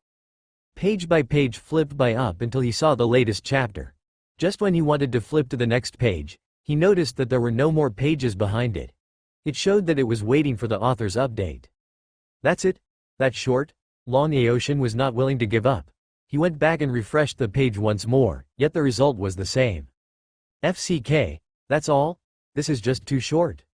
Why is it so short? Long Aocean could not sit still any longer. He started pacing back and forth with his phone in hand. I've just only got myself immersed in your story. My passion barely showed signs of boiling. I've even rolled up my sleeves. Yet you just ended. The feeling of being hung out to dry almost drove Long Aocean nuts. He wanted to rush to the author's house and interrogate him about how the plot would develop. Otherwise, he would suffer from insomnia. His life was at stake. He felt as though he was forcefully cut off after he lowered his pants. Damn it, no wonder Claim a Mountain. Be a King stopped updating. This book was too FC King interesting. Once started, it's almost impossible to back out of. Long Aocean could not curb the stirring of his heartfelt desires. He had read countless books, but never once did they make him react that way. It was as though he went back to the first time he read a novel. Just like exploring the seas of uncharted lands, his imagination roiled with happiness, bitterness, love, and the occasional face slapping. That won't do. I can't wait any longer. Long Aocean naturally had his methods to rush the release of chapters. He steeled his heart, then opened up the gift page on his phone. If he sent in a round of gifts, the author should not just sit still without additional releases. He looked at the fans chart. With the highest only gifted 6,666 coins, Long Aocean smiled calmly and started off with 10,000 coins, tagging a note with it, "Dear author, please update your chapters." 10,000 coins for one chapter, will that do? 10,000 coins were equivalent to RMB 100, making the deal at RMB 100 per chapter. As a wealthy person, Long Aocean would not care for that little bit of money. It's difficult to purchase my happiness. This book is just up my alley, it deserves the gift. With that, he immediately claimed the top spot on the gift chart. The three characters, Long, Ao, Tien, Tu, twinkled, painting a delighted smile on his face. His ego was successfully stroked. Hot damn, Brother Long is here. Excuse my lack of manners. Brother Long is as generous as always. I knew it. Such a good book will eventually be noticed by Brother Long. It was obvious that Long Aocean was famous within the web novel community. He was a rare big shot. Once he came across a book he liked, it was normal for him to throw money at it. Ha ha ha, hello everyone. Celestial Bane is truly wonderful to read. I hope the author can release more chapters more often. I will reward him heavily, Long Aocean replied with the tone of a big shot. It then turned into a chat session with the fans of the book. However, just as they were having fun chatting, the gift chart had a sudden massive change. Gift. User Lonely Skypiercer gifted Celestial Bane 100,000 coins. This book is amazing. Here's some support. Hopefully, the following chapters will be more interesting. Hoping for faster release of chapters. To think that the first place of the gift board was only a mere 10,000 coins. Such naivety. I, Lonely Skypiercer, humbly present my gift. Keep it up. The scarlet words from the gift shocked the eyes of many, causing some to start breathing heavily. Here comes another big shot. Lord. A wild lord has appeared. FCK. I prostrate myself before my lord. Celestial Bane's first lord is born. The wealthy big shots act as they like. Although I would like to show my support for the author as well, my wallet's lack of content says otherwise. I'll just be cheering from the sidelines. FCK. Long Aocean's face immediately turned gloomy. He felt a hot stinging sensation on his face, as though he were just slapped by someone. He immediately started typing away under Lonely Skypiercer's gift message. Are you provoking me? Lonely Skypiercer was another big shot. You have objections? The next moment, Long Aocean replied with his action. Gift. User Long Aocean gifted Celestial Bane 200,000 coins. This book is amazing. Here's some support. Hopefully, the following chapters will be more interesting. The same scarlet characters triggered countless scales from the netizens. I, Lonely Skypiercer, seek defeat. Gift. User Lonely Skypiercer gifted Celestial Bane 300,000 coins. This book is amazing. Here's some support. Hopefully, the following chapters will be more interesting. Gift. User Long Aocean gifted Celestial Bane 400,000 coins. This book is amazing. Here's some support. Hopefully, the following chapters will be more interesting. Gift. User Lonely Skypiercer gifted Celestial Bane 500,000 coins. This book is amazing. Here's some support. Hopefully, the following chapters will be more interesting. Their back and forth generated quite the commotion. The netizens were stunned. A fight between the affluent, amazing. Silver Lords. A new novel from a rookie writer managed to obtain 2 Silver Lords with only roughly 60,000 words, OMG. My eyes are green with jealousy, I'm getting hard. Apart from that, some others followed the 2 big shots in gifting. Although they were of more modest amounts, they managed to ride along with the emotions and express their own feelings. When someone gifts over RMB 5,000, it would trigger a banner notice on the website. The next moment, the entire QQ Read site experienced a weird phenomenon. User Long Aocean gifted Celestial Bane 500,000 coins. Let's have a look. User Lonely Skypiercer gifted Celestial Bane 500,000 coins. Let's have a look. Both names kept refreshing themselves on the banner announcement for the same novel. That immediately attracted the attention of a huge crowd, in turn causing Celestial Bane's collection rate to skyrocket. At Dragon's Sky, a large number of authors and readers gathered. It contained the discussions of fellow big shots, passing down experiences on novel writing. At the same time, it also contained a support group for failed authors seeking warmth in numbers and sharing some chicken soup for the soul. One could even find all sorts of big shots flexing by giving money away. That day, a thread made the originally lively Dragon's Sky to go even livelier. The thread was titled, "Shocking Discovery of a Godly Novel. Achieving godhood in one novel is no longer a legend." Celestial Bane. A new novel. Rumor has it that it's written by a rookie with mere 68,000 words. I believe that many here are familiar with it. This book has colorful language and flawless character development. The background of the world of Shenxia is very immersive as well. Its plot is steady and well-paced. This is the work of a pro. I can guarantee that if the author keeps this up, it might even attain the rank of a platinum author. For the skeptics, let me present to you Celestial Bane's statistics. This is the 5th day of its publishing. With only 68,000 words, it went up on the PK list, and immediately topped the chart for new novels. Not just that, it had also ranked first in terms of gifts received.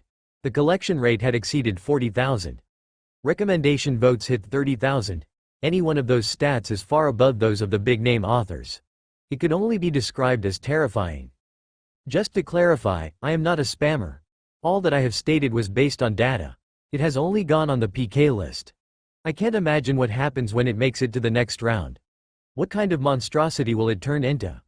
That's why I claimed that it could reach platinum. I don't think that's an overestimation. Upon posting, that thread's views grew exponentially. Similarly, it had received countless replies. First comment, hee, op, you're just a dumb SS.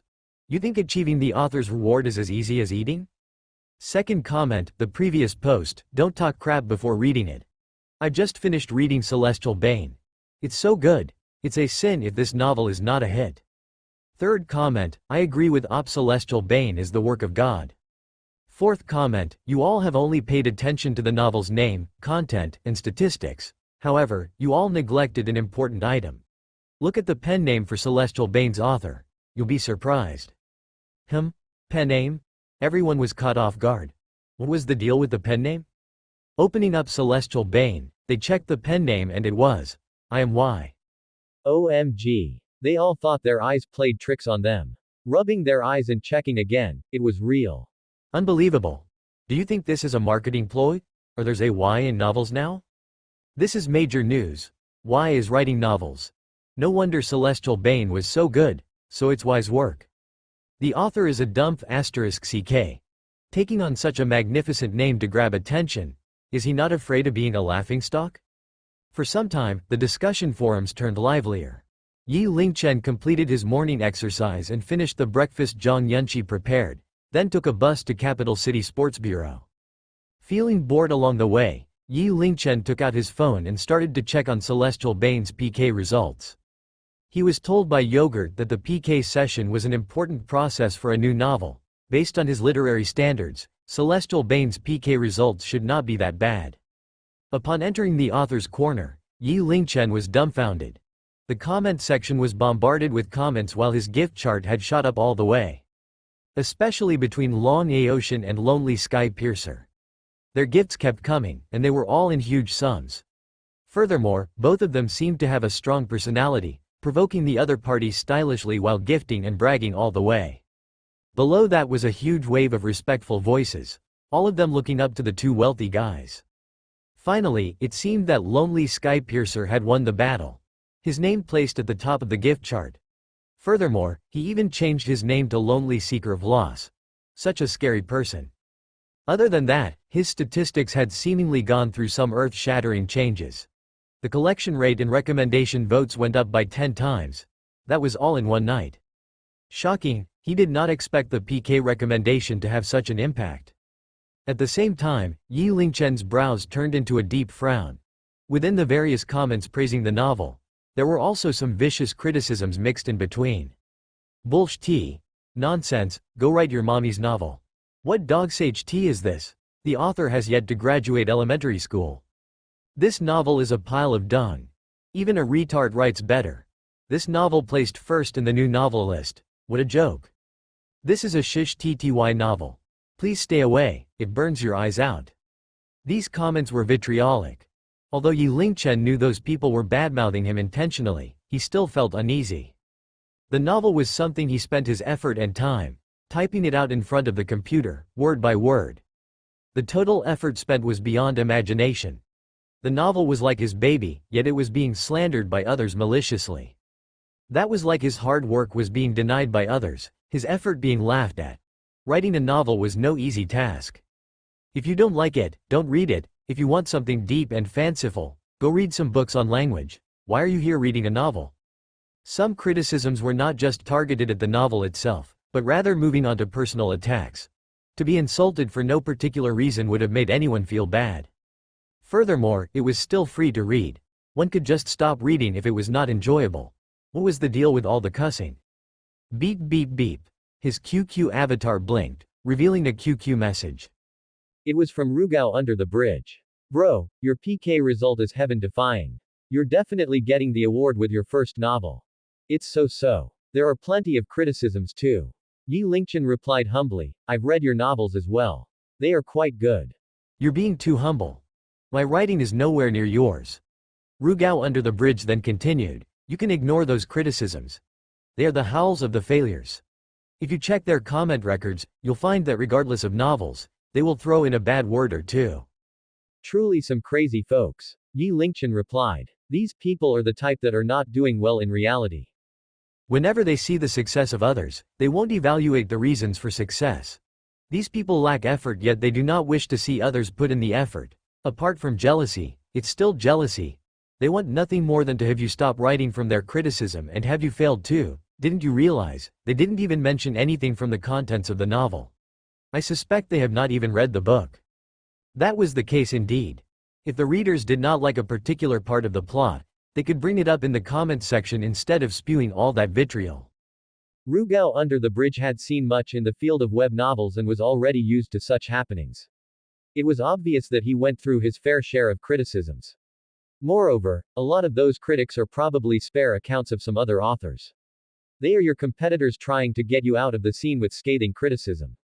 Your novel is good. Please don't let this affect you. Also, I want to continue reading. Thank you. Yi Lingchen replied with a smile. Meanwhile, within Yuan's contracted authors group, things were lively. Everyone was tagging Yi Lingchen, congratulating his novel's achievements. Even some editors showed themselves. They praised his novel and urged him to keep it up. After some casual chat and a round of bragging in the group, He had finally arrived at Capital City Stadium. The stadium looked grand. It was separated into different sections by sports such as running, swimming, athletics, table tennis, badminton, and so on. The outer sections were open to the public. Yi Lingchen followed President Zhang's instructions and headed towards the inner parts of the stadium. At the same time, at the Capital City Basketball Association within the stadium, Zhang He, with a red face, was in the middle of a full-blown conflict with another elderly person. That elder's hair and facial hair were thoroughly white. He seemed to be advanced in age, but his mind was clear and alert. His face was similarly flushed red, arguing with Zhang He. Around the two of them, around a dozen people in red basketball jerseys had their heads lowered in silence, acting as though they heard nothing. Zhang He, you're trying to give me a stroke. Do you even know what you're doing? I shouldn't have passed the position of the president to you. Oh my heart, oh my poor heart. The elderly scolded with a strong voice, hyperventilating throughout the ordeal. Teacher, please calm down. Will you listen to my explanation? Zhang He laughed bitterly. Explanation? Why bother? The elder slammed the piece of paper in his hand onto the desk, causing a loud sound. You look at the content written in this. Is this a contract? Is this a contract that our basketball association can sign on? The elder was extremely aggravated when that topic was brought up. He pointed at Zhang He with trembling fingers. You tell me. Is he a relative of yours that you've forcefully arranged to leech off the country? Corruption. Such corruption. Of all things, I despise corruption the most. What a waste of my years to have taught a student like you. Zhang He was lectured miserably, looking extremely pathetic. He too had his own unvoiced difficulties. That was the day he had scheduled for Yi Lingchen to sign the contract. Who would have known that the former president, his teacher, would suddenly appear for a spot check? When he saw the contract between Zhang He and Yi Lingchen, he almost passed out from the shock as his blood pressure shot upwards. That kind of contract was something unimaginable by the elder in his entire life. That was equivalent to the sports bureau paying a person for doing nothing. Teacher, it's not as you think it to be. I went all out to beg him to join. If not for such a contract, he would not even join us, President Zhang explained. What? The elder jumped, blood rushing to his head. Just what kind of place do you think this is? Do we need to beg people to come? You spineless worm. Teacher, he's really talented. I've seen it with my own eyes, President Zhang defended himself with a weak voice. The elder's name was Pan Hang. He was famous for being stubborn. Furthermore, as the former president of the Basketball Association, with a reputation for being strict. Although he had retired, his name was still well known to the public.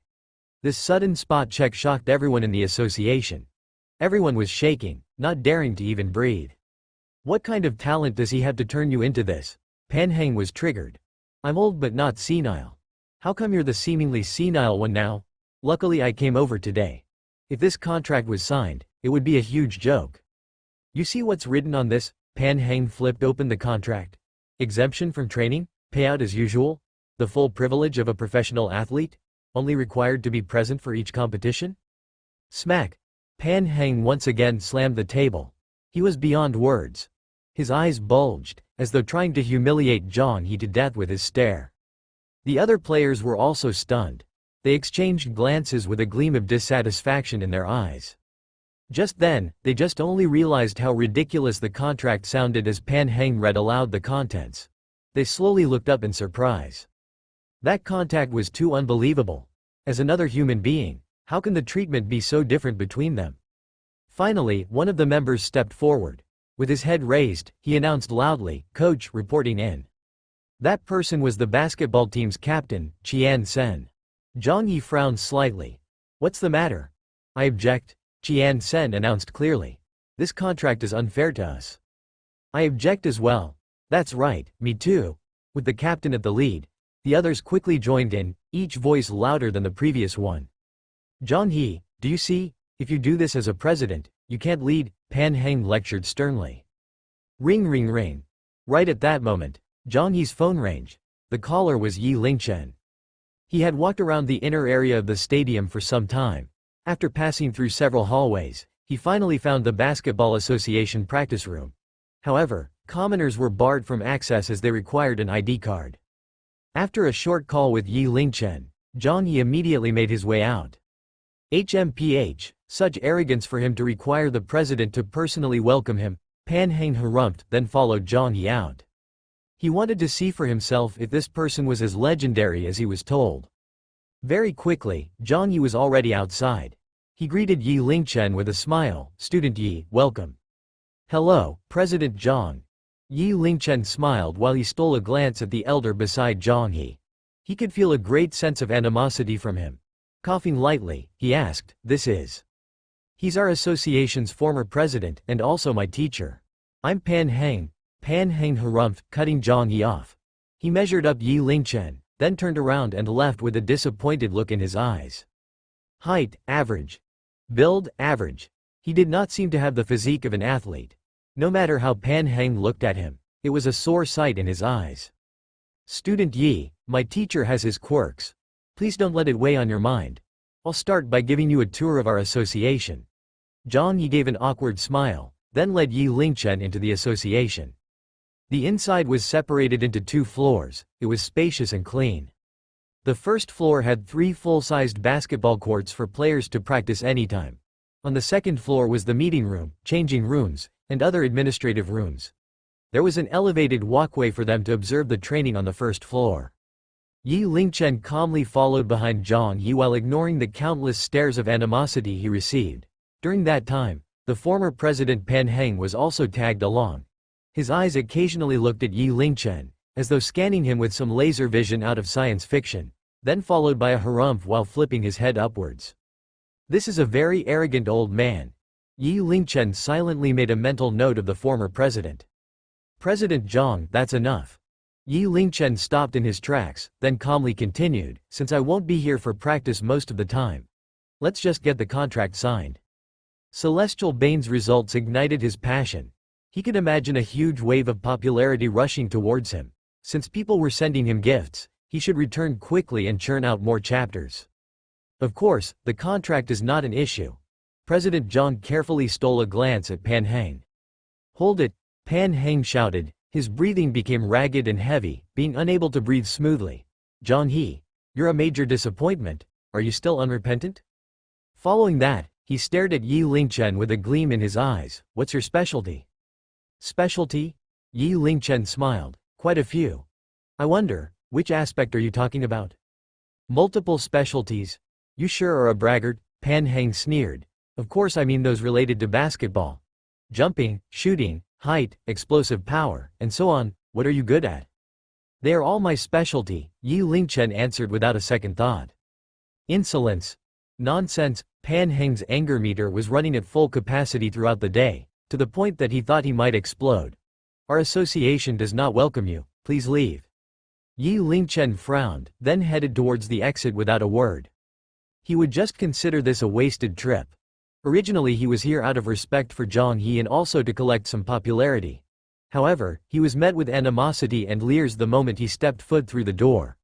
Furthermore, he was sent away by the former president of the association. For him, there was no point in joining the basketball association. Yi Lingchen did not mind as he had other ways to gain popularity. He was no longer an inexperienced kid. He would not bear such injustice against him.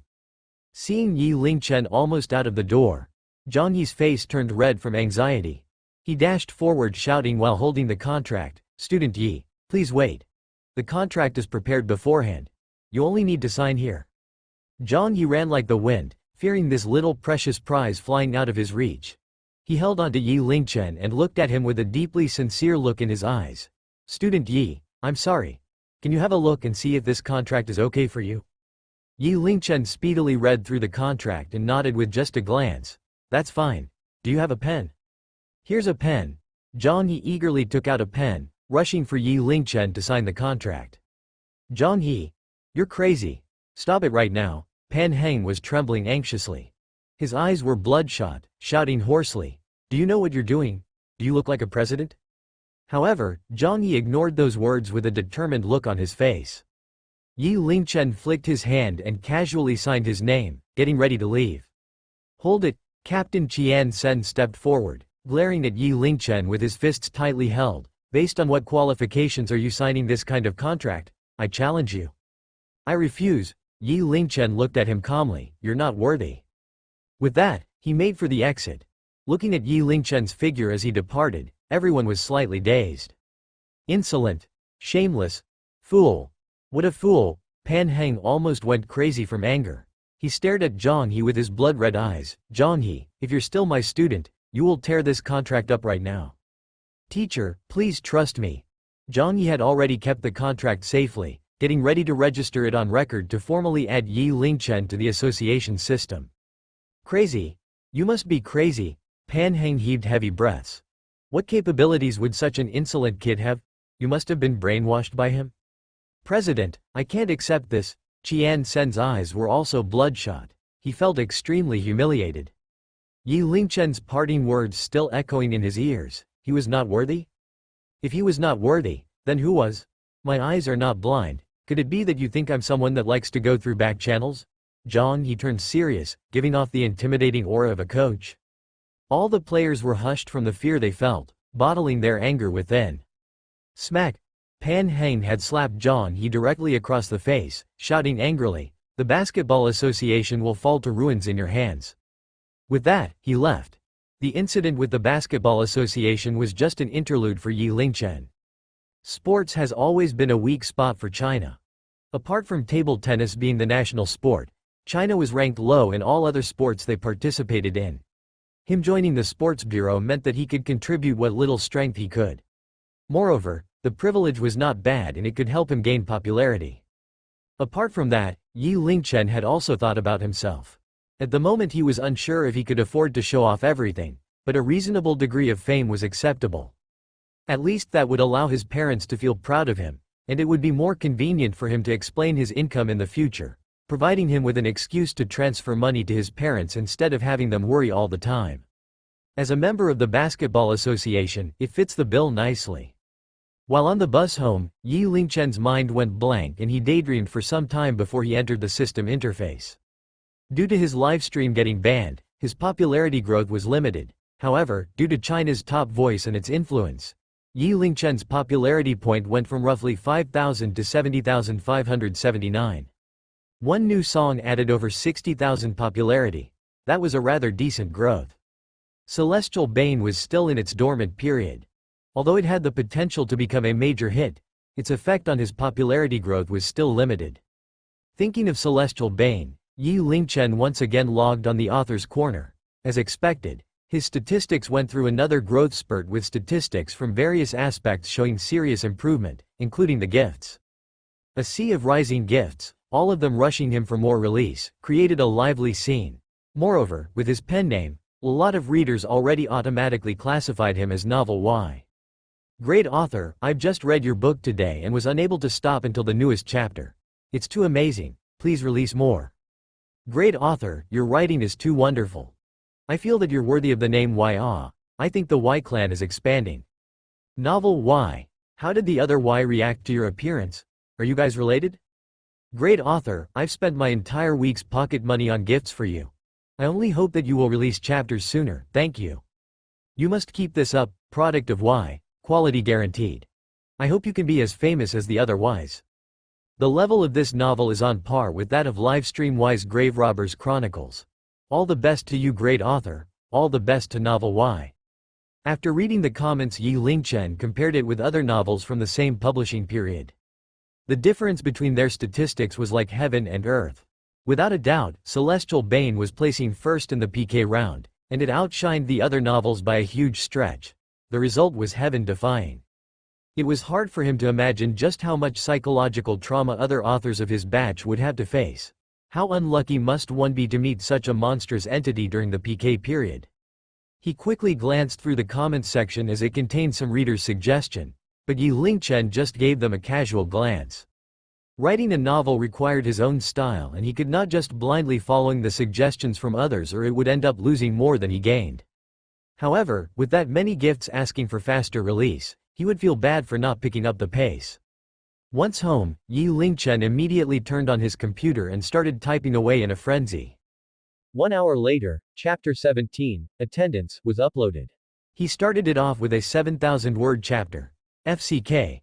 The great author started to have additional releases. Ah, what a surprise. Starting things off with a 7,000-word long chapter. What a wonderful read. I finished it in one shot again. Wonderful, really wonderful. I'm looking forward to more. Logically speaking, Zhang Xiaofan benefited quite a bit from his miraculous encounter. He should be showing off some of his abilities in the banquet, right? I'm so excited. Just as the first chapter finished uploading, a dozen or so comments appeared in an instant in the comment section. It seems like quite a number of people were keeping tabs on Celestial Bane, waiting for new releases.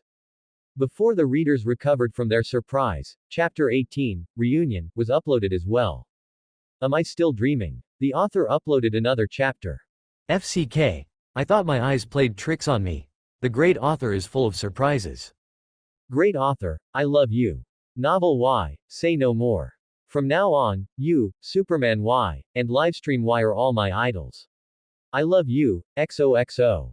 That point was considered a mini-climax in Celestial Bane. Zhang Xiaofan had been biding his time without knowing where he stood in terms of power. Along with the miraculous burning stick, it pushed the reader's anticipation to a peak. Furthermore, those were the few chapters where Celestial Bane was most alluring. The members of each faction learned various skills, flying on swords, and all sorts of mystical abilities. It truly immersed the readers in the beauty of Shenxia and helped them experience that fantasy world, leaving them wanting for more. Apart from that, Celestial Bane's various protagonists too were making an appearance. The lively junior female disciple, the arrogant Lu Xueqi, and the countless beauties in the world of cultivation made their way into the readers' hearts. Just when everyone thought there would be no more updates for the day, Chapter 19, Picking Lots, was uploaded merely 1 hour later. Another long chapter with 5,000 words. The great author must have found his conscience today. Sob sob sob. Can you believe it? I'm touched to tears. I believe you because I'm touched to tears too. I, lonely seeker of loss, am back and gifting 500,000 coins. Long Aocean, where are you? Who dares have a match with me? I, Long Aocean, am right here. As a fellow friendly reader, let us not compete.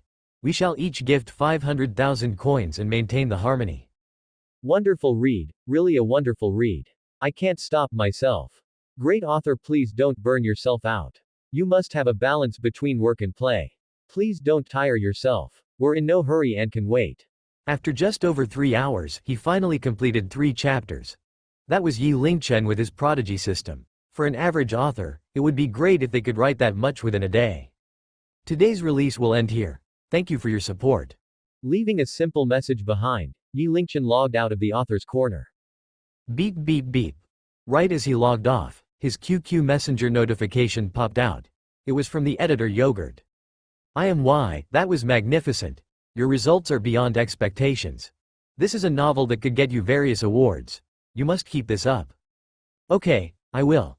Thank you for your recommendation. Otherwise, it would not have achieved such great results. Yi Lingchen tried to maintain an amicable relationship with his editor. Now that's just giving me too much credit. Real gold will always show its value. Your novel is just too good. Even I am following it. Yogurt continued. Oh right, you just did a mass release today. Did you have extra chapters drafted? Nope, it was just on a whim. Good lord, you're amazing. That typing speed is insane. There's no reason you should not be awarded. A new week began. Yi Lingchen stepped foot into the university, experiencing the passion of young men and women in their prime. Although he could no longer learn much from the university, he would still be present during classes. Being punctual in classes was one of the fundamental traits of a qualified prodigy. Of course, when it came to paying attention in class, that was another matter altogether. Yi Lingchen was browsing through his phone, checking out the recent news and hot topics on Weibo. That was one of his habits that would also pass as entertainment. 2 of the Weibo headlines piqued Yi Lingchen's interest. Its popularity had reached a boiling point. Wu Han suffered great injuries while filming I Am Hero. Following the link, a few pictures were attached. They seemed to be the filming set of I Am Hero. Wu Han's face looked pale as he was surrounded by a large number of crew members. He seemed to be barely keeping conscious. The people surrounding him were all nervous and anxious, giving off the impression it was chaotic. The ambulance could be seen in the background with paramedics heading over with a stretcher. The last picture was a super close-up shot of Wu Han's injury. His thumb had suffered a rather sizable wound. Terrible. Mortifying. The comments below went crazy. Husband, are you okay? It pains my heart. My eyes are puffy from crying. I would rather die than to see you suffer such an injury. Husband, which hospital are you in? I'll fly over immediately. Apart from that Weibo status, the other trending Weibo status was similarly related to Wu Han. Wu Han filmed with determination despite the cruel heat, sweating on his forehead. As before, there were a few photos attached. The first was the sun, then followed by a photo of Wu Han's filming process. Lastly was a close-up on Wu Han's forehead, which sported 2 drops of sweat. Ah, my husband is most handsome when he's filming. Sob sob sob, why would you tire out my husband like that, trash film set. I must go watch this movie to support my husband. It burns the eyes. Yi Lingchen could not stand reading anymore and got out of there. He looked around and found that the class was still relatively harmonious, with only the lecturer giving a lecture on the podium. The other students maintained absolute silence, but in between their books were their phones, each doing their own thing. Surprisingly, Shang, Potato, and Little General reacted in the same way, almost sticking their face to their phone screen, reading it with absolute focus. Yi Lingchen hummed quietly as he stole a glance at them. The words they were reading seemed familiar. Upon taking another look, that was Celestial Bane. Right then, a slightly chubby male student seated up the front suddenly stood straight up, slamming his hand heavily on the table in front of him. That loud smack tore through the class like thunder. The students and lecturer were all dumbfounded, shifting their gaze to that student together. Heart for the world, life for the people. Strive for hidden knowledge, strive for peace in the world. Well said, well said. That student was lost in his own world, oblivious to his surroundings. His face was flushed, shouting passionately, FCK.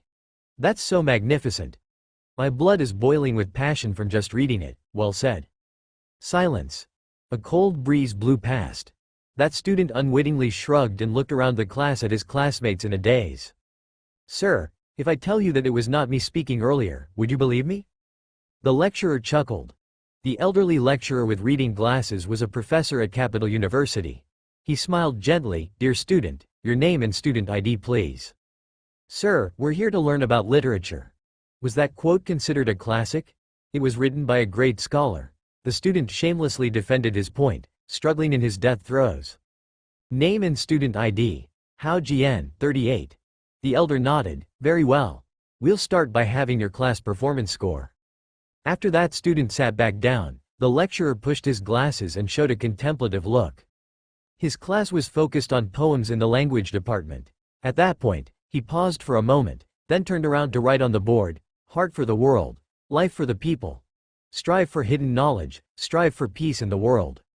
This quote is quite good, the lecturer mumbled softly while looking at the quote. He then asked, where did you find this quote from? Sir, it's from Celestial Bane. Answered the entire class at the same time. There were quite a number of female students too. Ring ring ring. The class bell sounded. After the lecturer left, the entire class broke out into laughter. Yi Lingchen could not help but laugh along. Only Hao Jian seemed dejected, filled with bottled-up negative emotions. Someone even joked while looking at Hao Jian, here, look over your Mr. Name and student ID. Hao Jian, you're the best, from now on, I'll be idolizing you and why. Hao Jian, do it again. Put on that spirit from earlier and I'll film it for you. You might go viral. The class was extremely lively and filled with laughter. Class is over. Why are you guys still here? Yi Lingchen asked. Under normal situations, the students would leave as soon as they could. Yeezy, I guess you didn't check the class group chat, right? Shang laughed out loud. This week is the new student networking event. Our language department's freshmen will be organizing an outing. Registration is voluntary, but we 3 have already decided to go. Yeezy, why don't you come along? There are lots of girls. It'll be fun, Potato chimed in. We're leaving this Saturday. Get your tents ready as we'll be spending Saturday night on the mountain. Little General added as well, Yeezy, we've got the tents ready. You can just share my tent. Capital City was surrounded by mountainous regions, which meant it had a lot of vacation hotspots. It seemed the itinerary was more or less complete. Yi Lingchen nodded with a smile. Sure, I'll join. Ha ha ha, Yeezy, you're our best ad at this point. If you join, then all those other girls will surely join as well, Shang roared excitedly.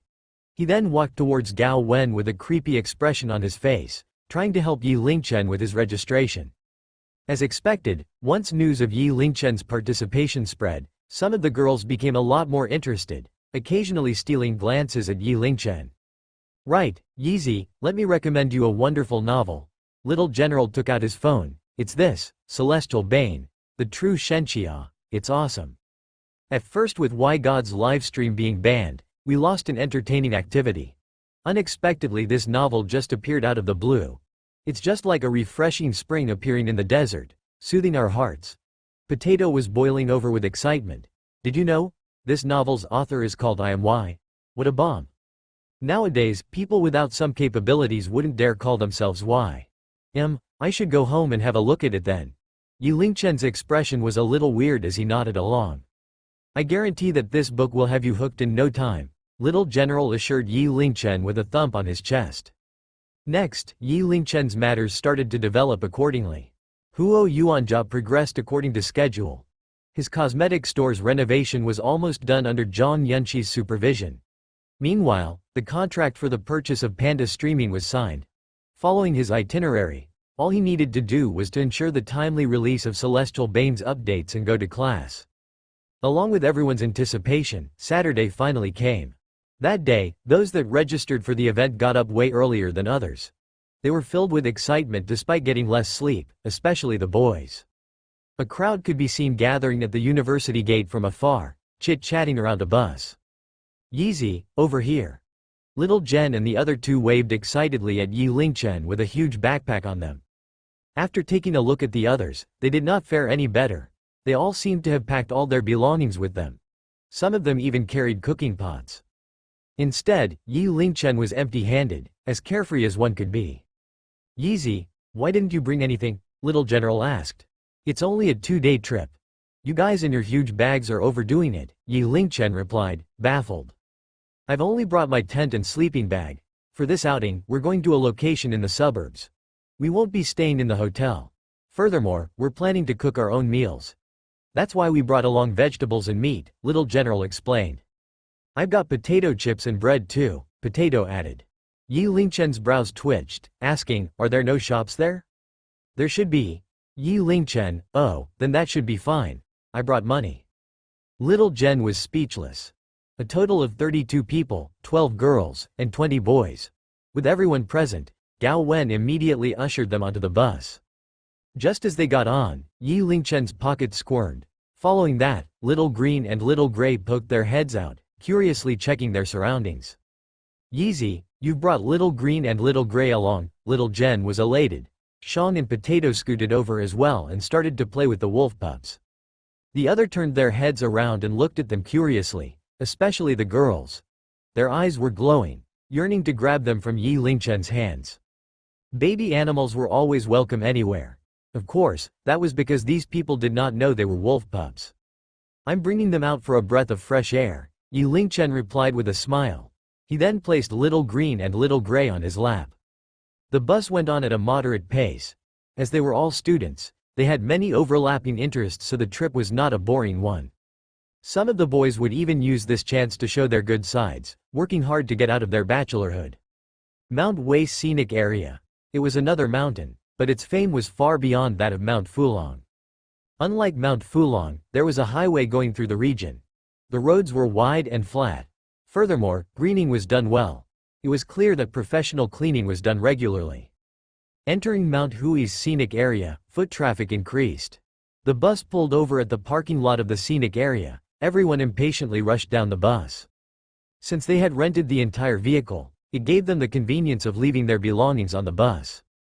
Just like any other vacation spot, there were some beautiful pavilions for the tourists. Apart from that, there was also a huge amusement park with a square. After they had agreed on a time to meet, they split up into groups and went their separate ways. The more courageous boys went to the amusement park for the more exciting rides, while some of them headed to the ghost town area. The girls were more reserved in comparison, visiting the zoo, merry-go-round, and boat rides. Of course, some boys hung around the girls, for example, Little Jen, Sean, and Potato. The trio had long forgotten Yi Lingchen. They were instead busy ingratiating themselves to the girls. "Young man, do you want to give it a shot?" "Right then, A mustached man who ran the stalls asked them with a smile as he walked up to the gang. Throwing hoops? Upon seeing the girls showing interest, Hao Jian immediately rolled up his sleeves. Why don't we give it a try? Those rewards on the stall seem nice, especially those at the back. Their quality looks good, someone interjected. Let's do it, then let's start with 20, Gao Wen announced after everyone agreed to it. Alright. The stall owner smiled brightly, quickly handed 20 hoops to them. 10 each for the boys and girls. Let's compete and see who gets more hoops, Gao Wen smiled as she distributed the hoops. It's time to show my real skills, Little General bragged as usual. Trying to use his long arms to his advantage, he aimed for the closer targets. However, the hoops were quite elastic, bouncing off just as it landed. FML, Little Jen's originally dark face turned darker. Weakling. To be honest, throwing hoops had always been my hidden talent. Potato similarly overflowed with confidence. His bragging was on a higher level compared to Little General brushing his hair. He then narrowed his eyes and aimed before launching. The next instant, a burst of laughter could be heard. There were quite a lot of people watching them.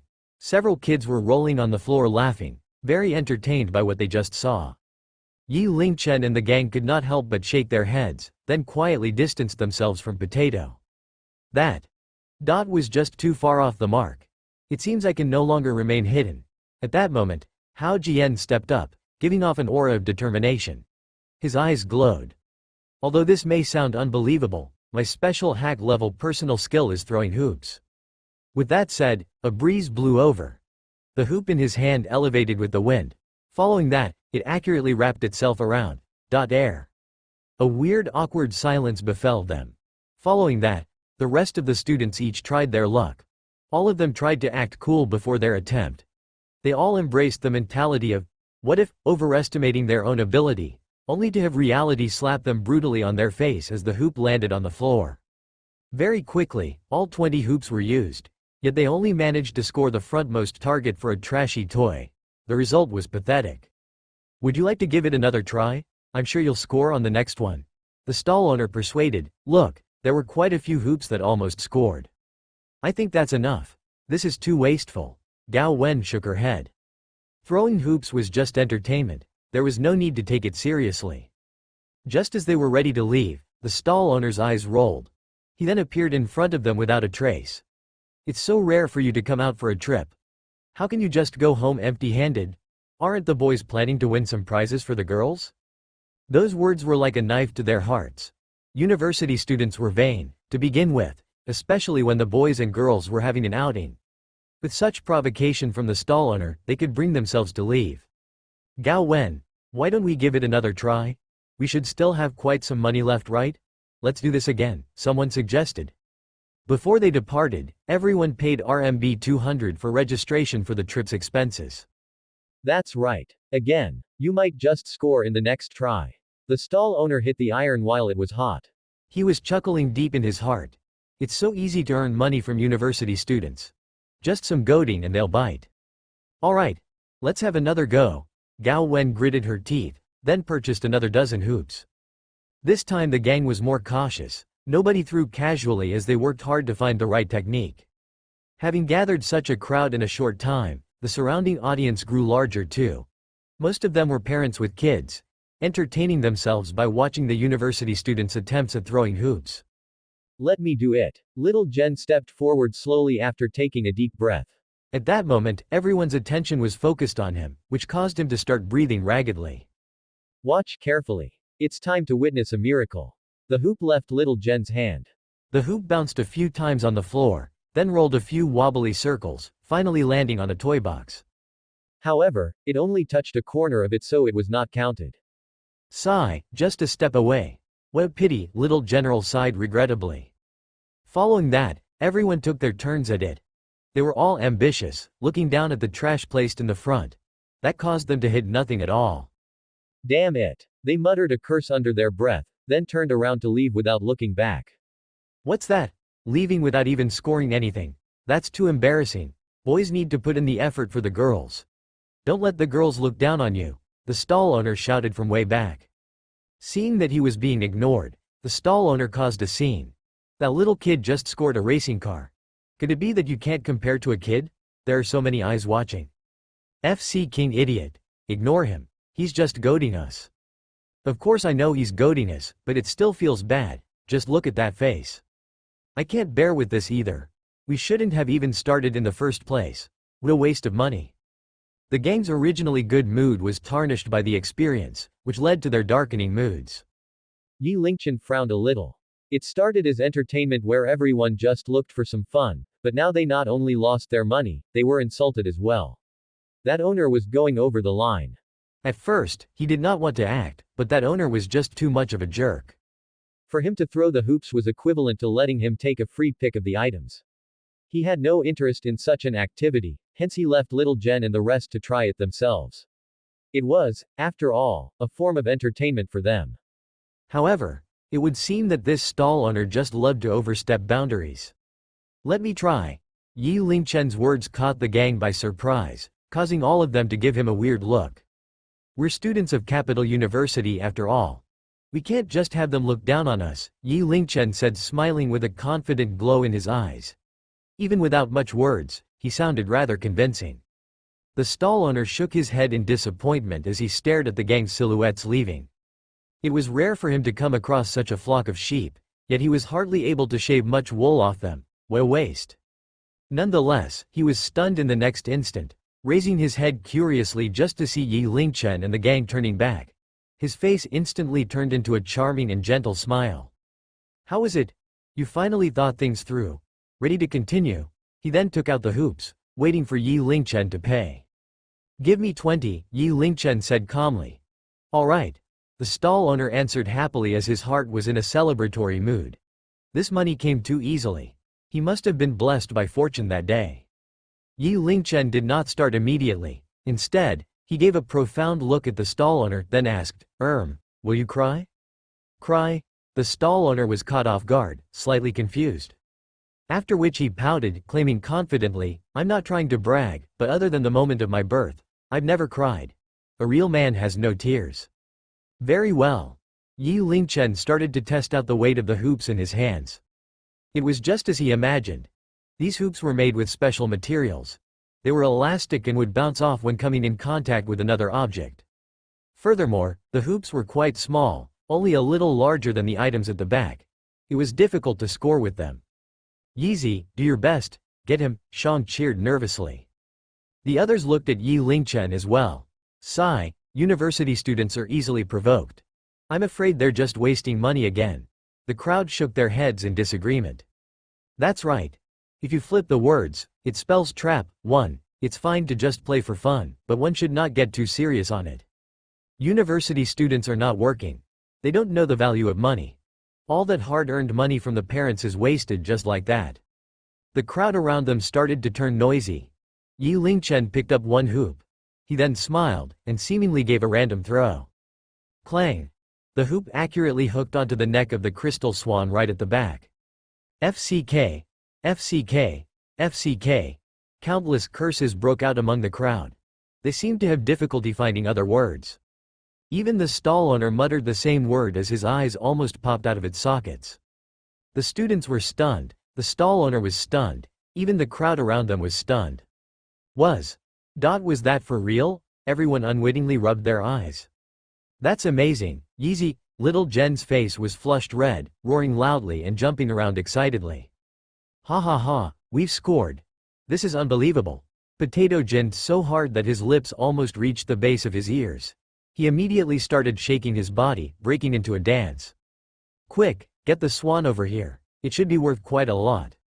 The students immediately felt a sense of relief wash over them and hastily reacted. He really scored? Is that luck? Amazing? I think he's an expert. A true expert. With that many people watching, the stall owner had no ways to wiggle himself out of this. He could only reluctantly pass the swan over. Continue to refill the prizes, Yi Lingchen said calmly. He then threw another hoop. Clang! The hoop landed firmly, perfectly covering the golden pig. Pig! Another pig! Wahahaha! Coincidentally, this is the year of the pig. Good one, Yeezy. Unbelievable. Absolutely amazing. Yeezy, you've hidden your skills quite well. Teach him a lesson. Let's see if he dares to be so insolent anymore. Owner, continue filling up the prizes. Weren't you laughing heartily earlier? Why stop? Continue laughing. To attract customers, this particular stall owner placed all the good attractive prizes at the back. From a logical perspective, it should be almost impossible to score those. That was just unrealistic. With merely 2 throws, Yi Lingchen had managed to affect the owner badly enough that his face was twitching, at a loss for words. A little girl ran to Yi Lingchen's side and tugged at his pants, asking in a sweet voice, "Big brother, you're amazing. Can you help me get that big bear plushie?" Of course. Yi Lingchen smiled, then threw another hoop that landed directly on the bear plushie's head. Wah, thank you, big brother. The little girl's face was red with excitement. Her parents came forward too with an awkward smile on their faces, expressing their gratitude towards Yi Lingchen.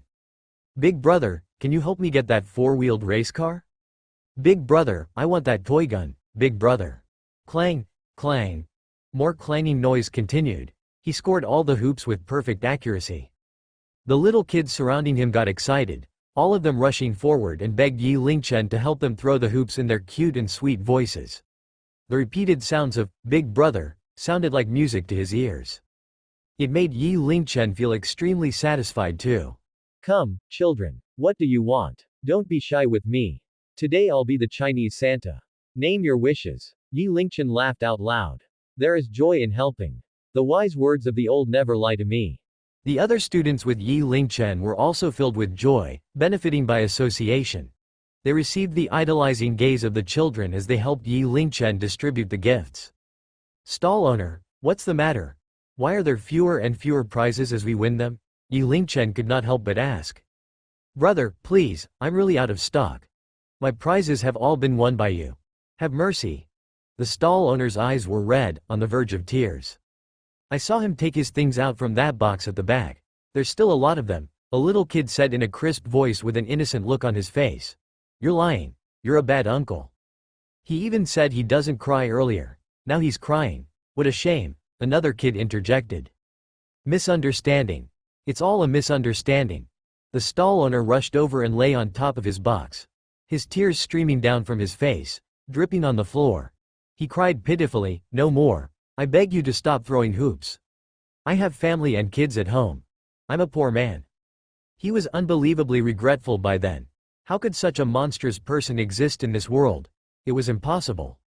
If he knew such a person was in this group, he would not have dared to provoke them. Terrible. Horrifying. All right. Let's go. Yi Lingchen decided it was a good place to stop. The gang had vented their frustrations and enjoyed themselves. He knew not to push others over the edge. Yeezy, you're amazing. That felt great, that's right. I've never felt so exhilarated in my life. That felt so good, ha ha ha. We've made a killing this time. We students from Capital University are not to be crossed so easily. Yeezy, you must have a cheat activated in your life. That was just too heroic. The gang laughed along their way. They held onto the prizes they won from throwing hoops. Crystal Swan, Golden Pig, big plushies, and so on. They returned with a full load, yet nobody felt tired. That commotion attracted a number of looks from the people around them. Right then, Zhu Changdong and 4 others walked over dejectedly. The 4 guys went on a roller coaster ride with a girl. When they saw Yi Lingchen's group holding onto so many items, they froze for a moment. FCK, did you guys just rob someone? Rob? Do you think we're that low? We won them using our skills? Little General showed off arrogantly. He then asked, Changdong, why are you guys so dejected? What happened? Don't mention it. There were dart throwing and ball throwing stalls. We gave them a try, but ended up winning nothing. Zhu Changdong waved his empty hands. At first, the 4 boys wanted to show off in front of the girls but ended up failing miserably. Damn! Which insolent stall is that? Are they looking down on us Capital University students? The gang immediately got angered. They put on quite a show, marching over in a grand fashion. The dart game gave out rewards based on the points scored. The closer to the bullseye, the better the prize. The ball throwing game was instead much more straightforward. One only needed to throw the ball into the red bucket. The more thrown inside, the better the prize. Both stalls were situated next to each other. The gang's arrival caused quite a commotion as they had a lot of prizes in their hands after all. Both stall owners exchanged glances, a serious look creased their expression. There was a high probability of an expert in there. Everyone, do you want to give it a try? Let's start with 20 balls and 20 darts? Hao Jian suggested. Alright. Let's try. The gang felt countless gazes locked onto them. Their motivation received a sudden boost. Was that the feeling of being an expert? It seems my secret lineage as the descendant of Flying Dagger Li 1 can't be kept silent any longer. Potato's eyes glowed suddenly, showing off the flair of a hidden master. Holding onto a dart with his hand, he launched it with full force. Behold my perfect accuracy. Thud!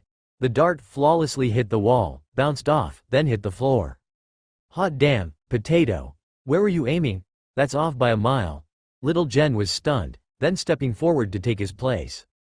However, 20 darts later, the gang had at most grazed the target. The results were painful to watch. On the other side, 20 balls bounced out of the bucket, none had stayed inside. Such disastrous results. At that moment, they had a reality check. This is too difficult. What a scam. Sigh, we've just wasted another buttload of money. Luckily Yeezy just won us quite some prizes, right at that moment. All of their stares shifted towards Yi Lingchen. Yeezy, you like to hide your abilities. How about showing us a thing or two now? Little General started immediately. Yeezy, I think you can do it. Stop pretending, Potato added. Yeezy, if you're a man, you should act when the time comes, Shang cheered from the side. Yi Lingchen rubbed his nose, it's fine, you guys enjoy yourself. Yi Lingchen, just give it a try if you can do it.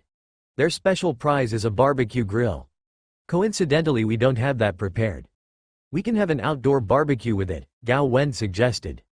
Wah, barbecue, Yi Lingchen, just do it. Take it as doing us girls a favor. Once the female classmates heard about the barbecue, their eyes glowed excitedly and locked onto Yi Lingchen. Alright. Yi Lingchen nodded helplessly.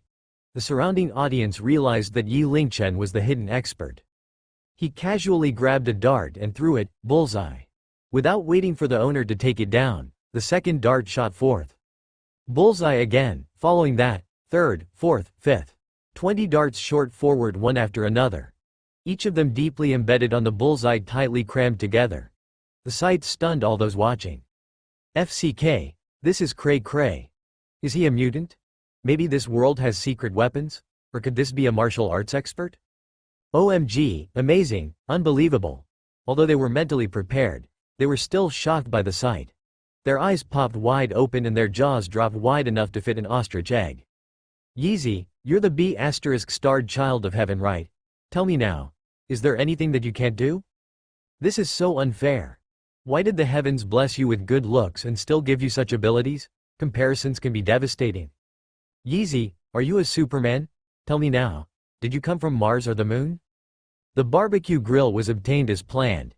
Yi Lingchen's gaze fell upon the stall for ball throwing. The stall owner felt his life drain from him. He avoided eye contact, and his voice started trembling. SSSIR. Do you want to play? HHH. Honestly speaking, this game is not entertaining, nor are the prizes any good. In the end, Yi Lingchen relented. Looking at Yi Lingchen's figure departing, the owner finally wiped his forehead full of sweat and let out a sigh of relief. That was a tough guy, someone impossible for him to deal with. A legend about a tough guy was born in that particular amusement park and went far into the future. According to legends, he stood over 8 feet tall, was exceedingly handsome, quick in action, and was well respected by all the stall owners. Some even say that he wore a red jacket and hat, delivering gifts to kids, fulfilling their wishes. Kids addressed him as Brother Song Dan. The gang entertained themselves at the square, then took a spin at the park. It was only filled with merriment ever since the hoop toss incident. Yi Lingchen said little, but instead silently followed behind them. Little Green and Little Gray hung on each side of his shoulders. Their little claws hung tightly onto Yi Lingchen's clothes, occasionally barking lively. By the time they returned, they had their hands full, especially with the barbecue rack. The gang then started to have a noisy discussion in the car. Pooling together all the foodstuff they brought over, they planned to have an outdoor barbecue in the evening. Apart from that, part of the discussion naturally included Yi Lingchen, resulting in many of the girls stealing glances at Yi Lingchen. Mount Hui's scenic area prohibited camping, hence the bus drove on slowly further out. It finally came to a stop at an empty field somewhere not too far away. That area was by a lake, not too far from the scenic area. Greening was done well here, with the forest just a little distance away from them. There were also trails nearby, lending it a serene feel. I've read up some discussions online. This is the best spot for camping, Gao Wen announced with a smile. It was obvious that she did her homework. The gang cheered, then started to pitch their tents on the field. Some of them went to the lakeside to find a spot further away from the tents and set up the barbecue rack, preparing for the barbecue session later. They chatted as they tended to their work. Within an hour, all the necessities were ready. It's time for me to show my stuff, Gao Wen and a few girls started rubbing their hands together as they walked towards the barbecue grill, looking as though they were about to put on a show. Are you sure you guys can cook? Hao Jian asked worryingly. Relax, even Michelin chefs can't compare to me, Gao Wen guaranteed confidently. We'll leave it to you then. I brought 2 chicken thighs. Make it a little spicy please. Haha, I brought steak. Medium well please. I brought a pork knuckle. Can you roast it well, then add some cumin. While the girls got busy, the guys started doing their own thing by the side. They took out gomoku, Chinese chess, gaming consoles, and some even brought their computers along. Yeezy, let's play cards.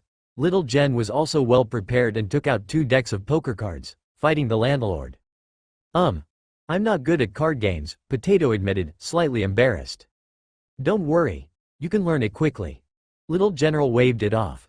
Don't be shy. This is very easy, and I'll guide you along the way. Shuffle, draw. In the first round, Yi Lingchen was the landlord, having the right to play first. A single 3. 6. Q. King, suppressed. Little General smiled at Yi Lingchen confidently. Yeezy, how's this, you throwing the bomb? Yi Lingchen remained calm. I can't afford to, pass, Shang passed too. It was then Potato's turn. He smiled, then showed an arrogant look. 4 of the same is considered a bomb, right? Since you guys don't throw your bombs, I'll do it, 4 sixes. FCK. Yeezy's the landlord. Why did you bomb me? Little Jen was caught by surprise, giving Potato a confused look. I want to suppress you. Why do you want to suppress me? Then I can look cool, Potato stated matter-of-factly. He then announced, 4 sixes. Anyone? FCK. I'll go for it. Little Jen's temper showed itself, throwing away his plan to win. 4 eights. I have 4 kiloseconds. Potato pressed his attacks, then looked condescendingly at Little Jen. I'll ask again, anyone? Seeing everyone shaking their heads, he was all the more delighted. Following that, a single 3. In most cases, those that say they were not good were just being humble. At least that was what Little General always thought. However, this time, he was mistaken. Potato knew nothing about the game. What a troll. The boys were having fun and occasionally raised their heads to look at the girls with their magnificent display. They felt energized. Going pho and outing felt different. It was much better than staying on campus all the time. Next up would be time for some good food. Nonetheless, over time, the smell of burnt food drifted to their noses. That made them drop what they were doing. They exchanged glances, feeling a sense of dread creeping into their hearts. Following the smell, their eyes popped wide open with horror. WTF?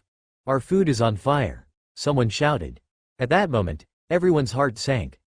Their beautiful dreams shattered, especially when they saw the unrecognizable food being burned on the barbecue rack. Tears flowed. FCK. My chicken thighs, why have you turned black? Steak, look at yourself, you're so burnt that I can hardly recognize you. Oh pork knuckle, where is your flesh? In an instant, a miserable lament was heard. Who would have thought the food that was perfectly good an hour ago would suffer such torture?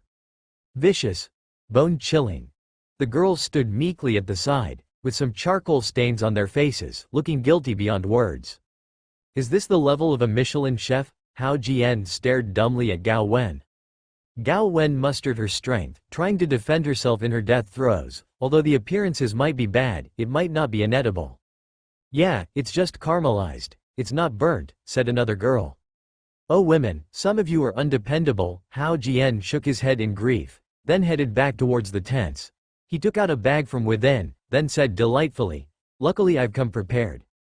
The instant noodle I brought along is finally showing its worth. I brought some biscuits too. Let's make do with it.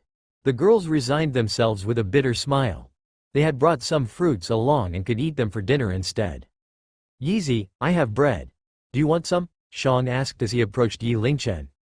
Most of them were already eating. They obviously did not have much hope over cooking and brought along all sorts of snacks. Yi Lingchen laughed. You guys eat first. There are still some vegetables left. I'll go give it a try. Yeezy, you know how to cook? Little General asked in surprise. Yi Lingchen laughed, a little. I can give it a try. Better not. After wasting all those vegetables and meat, there's not much left. Don't bother wasting your efforts, Shang persuaded. It's fine. I'm not hungry anyway. Yi Lingchen paused, then looked at the Little General trio thoughtfully. Just a friendly reminder, you guys should refrain from eating. Leave some space to taste my cooking. The trio was caught off guard, stopping their hand as they were taking the bread out, then gave Yi Lingchen a confused look. Friendly reminder. What's the deal? Yi Lingchen did not say much. Instead, he approached the forgotten barbecue rack by himself. Although his culinary proficiency was maxed out, he had never cooked before, therefore it was unclear what the final product would be like. Reaching the barbecue rack, Yi Lingchen took a quick look and felt confident. Several recipes were ready in his mind. Even though most of the meats were done for, there were still some vegetables and small cuts of meats left over. With a smile, he started with a quick clean of the barbecue rack. Following that, he started a fire to heat up the rack as he cut up the remaining vegetables. Unlike those girls, he did not just dump all the vegetables and meat in a heap. Instead, he started cutting apart the vegetables at places that would bring out the most flavor. Not only would that improve the taste of the vegetables, but it would also make it more appealing visually. Each vegetable was cut into uniform shapes. After that, he minced up the remaining meat. He then mixed the minced meat with salt, flavor enhancer, soy sauce, and other seasonings together. With that, he turned it into a special seasoning sauce. By then, the rack was turning red as the temperature rose quickly. Yi Lingchen slathered the minced meat sauce on the vegetables, then placed them one by one on top of the barbecue rack. His gaze was fixated on the barbecue rack, turning the vegetables accordingly as the heat changed. The gang noticed Yi Lingchen's actions, but none of them approached him. Instead, they just sat and chatted at the sidelines. Since Yeezy said so, I'll refrain from eating and give his cooking a taste, Little General said as he stuffed his bread back into the backpack. I'll wait too, Sean and Potato said at the same time. Meanwhile, the others were either eating or snacking. Amidst all of them, the one enjoying this time the most was Hao Jian. The smile blossomed on his face like a flower. Taking the lid off his freshly cooked instant noodles, he took a whiff of the aroma with a blissful expression. Wonderful. This smells so good. Hao Jian walked up to the Little General trio's side. All these years, instant noodles have been my favorite food. This is one of the rules of life. Always bring an instant noodle with you wherever you go. With that said, he took a forkful of noodles and slurped it into his maw. So good. This tastes so good. Hao Jian let out a blissful moan, looking at the trio's reaction as he intentionally showed off to them. Meanwhile, the others were either having only bread or biscuits. When compared to his instant noodles, they looked pitiful. At that moment, Hao Jian had a sense of superiority over the rest. Instant noodles are the way to go. The instant noodles were packed full of flavor. The aroma quickly drifted through the air and caused everyone else to salivate. How about it? You guys want a bite? Hao Jian purposely moved the noodles close to the trio, showing off. Do you know what my dream was as a kid? It's to have instant noodles for every meal. Hao Jian, you're such an asshole. Go eat elsewhere. Don't stay near me. Potato finally snapped, unable to hold himself back. I don't wanna, Hao Jian replied in an obnoxious tone, then proceeded to sit down right next to Potato. Not just that, he once more took out a ham sausage and tore open the packaging ever so slowly. With his eyes narrowed, he began to enjoy his instant noodles rapturously. Good, so good. I feel that my life has reached its climax. Gulp. The effect of Hao Jian's action was not limited to Potato alone. It also affected the others. Quite a number of them silently swallowed their saliva, feeling regret for not bringing some instant noodles along. Hao Jian, Yeezy told us to reserve our stomach for his cooking before you went off to cook, Little General reminded him. Reserve your stomach? The noodles would be cold by then. If the girls failed so miserably at cooking, I doubt Yeezy would be any better. You're just jealous of my instant noodles, trying to entrap me. Hao Jian stared at him as though he had seen through his plans. He then waved the instant noodles in front of little Jen with an evil laugh. Even this soup is wonderful. It must not be wasted. With that, he took deep gulps from the bowl, audibly slurping away at it. Burp. Hao Jian burped, then rubbed his belly satisfyingly. Sigh, don't blame me, man. Who knew that it would turn out like this? I only brought one portion of instant noodles. I really can't afford to help you guys. However, right then, his motion suddenly halted. He sniffed with his nose. What wonderful aroma is that? Wah, this smells so good. How can it smell so nice? FCK. This is too much, it's the aroma of food. The intense aroma overpowered the smell from the instant noodles.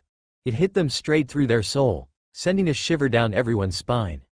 Everyone's gaze shifted immediately onto Yi Lingchen in the distance. The next instant, they ran at full speed towards him. Hao Jian was still holding on to his cup of instant noodles. His throat quivered and stood dazed in the wind by himself. That can't be true. How can someone make something that smells that good? He stood up, then walked towards Yi Lingchen like the rest of them. By then, little Jen and the rest had already made it to Yi Lingchen's side. Their nose twitched uncontrollably and their eyes seemed as though they might shoot out beams of light from their yearning. The normally meek girls burst forth with their full potential that surprised those who saw it.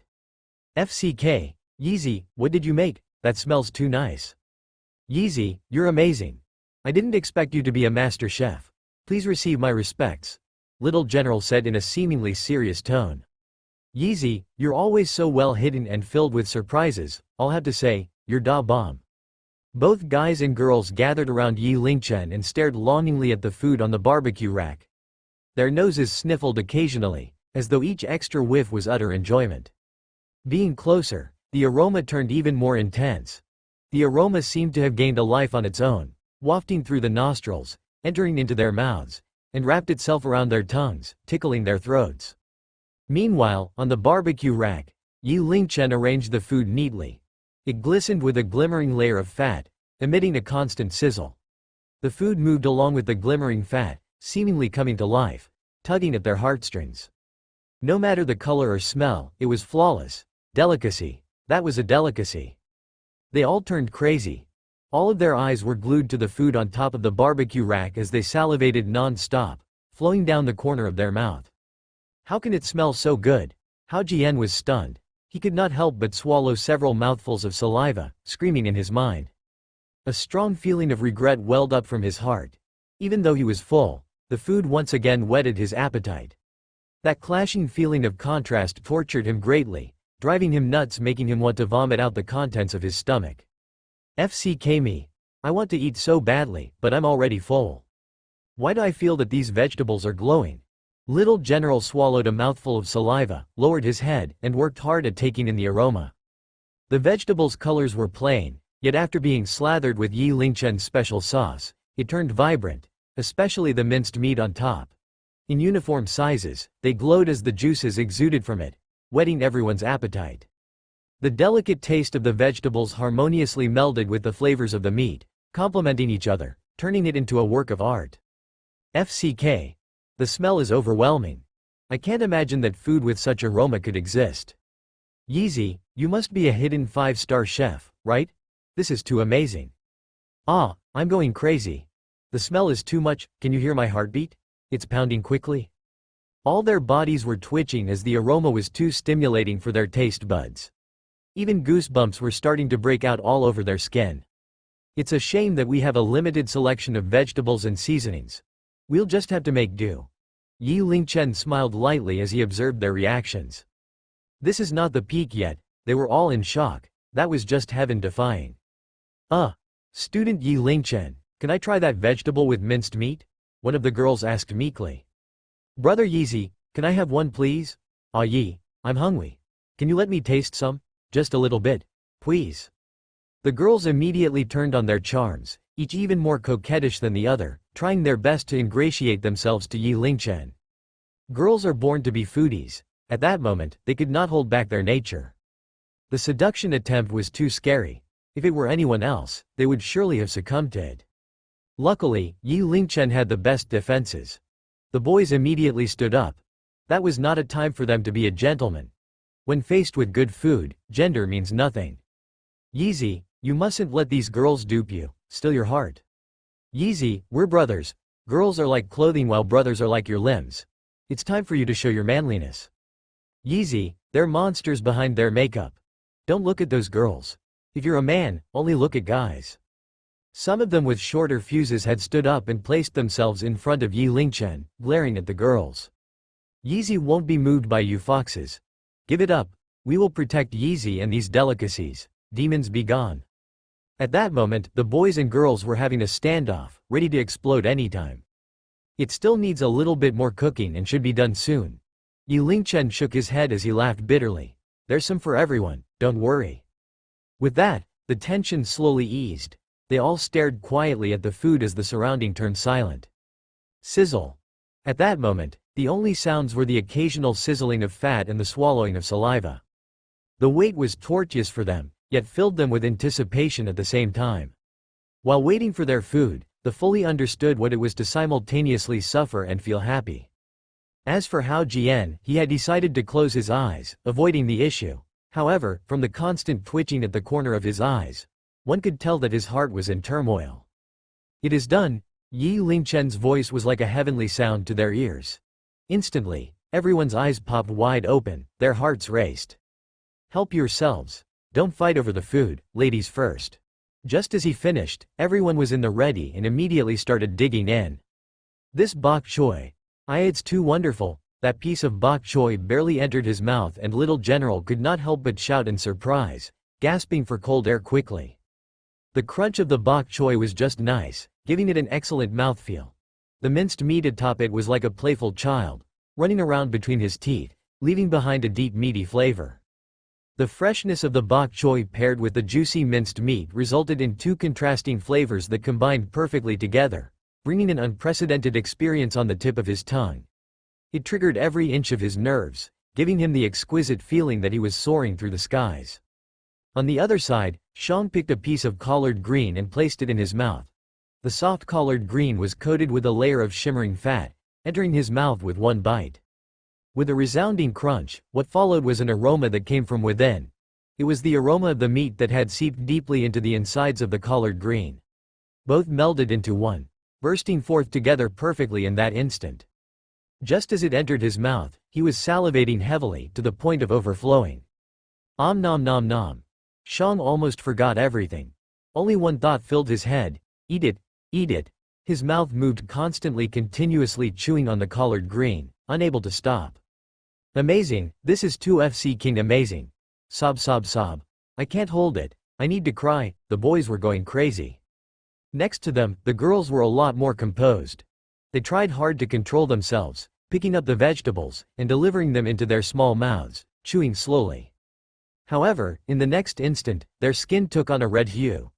The speed of their chewing picked up speed, unhesitatingly stuffing an entire piece of vegetable into their mouths. Ooh, so yummy.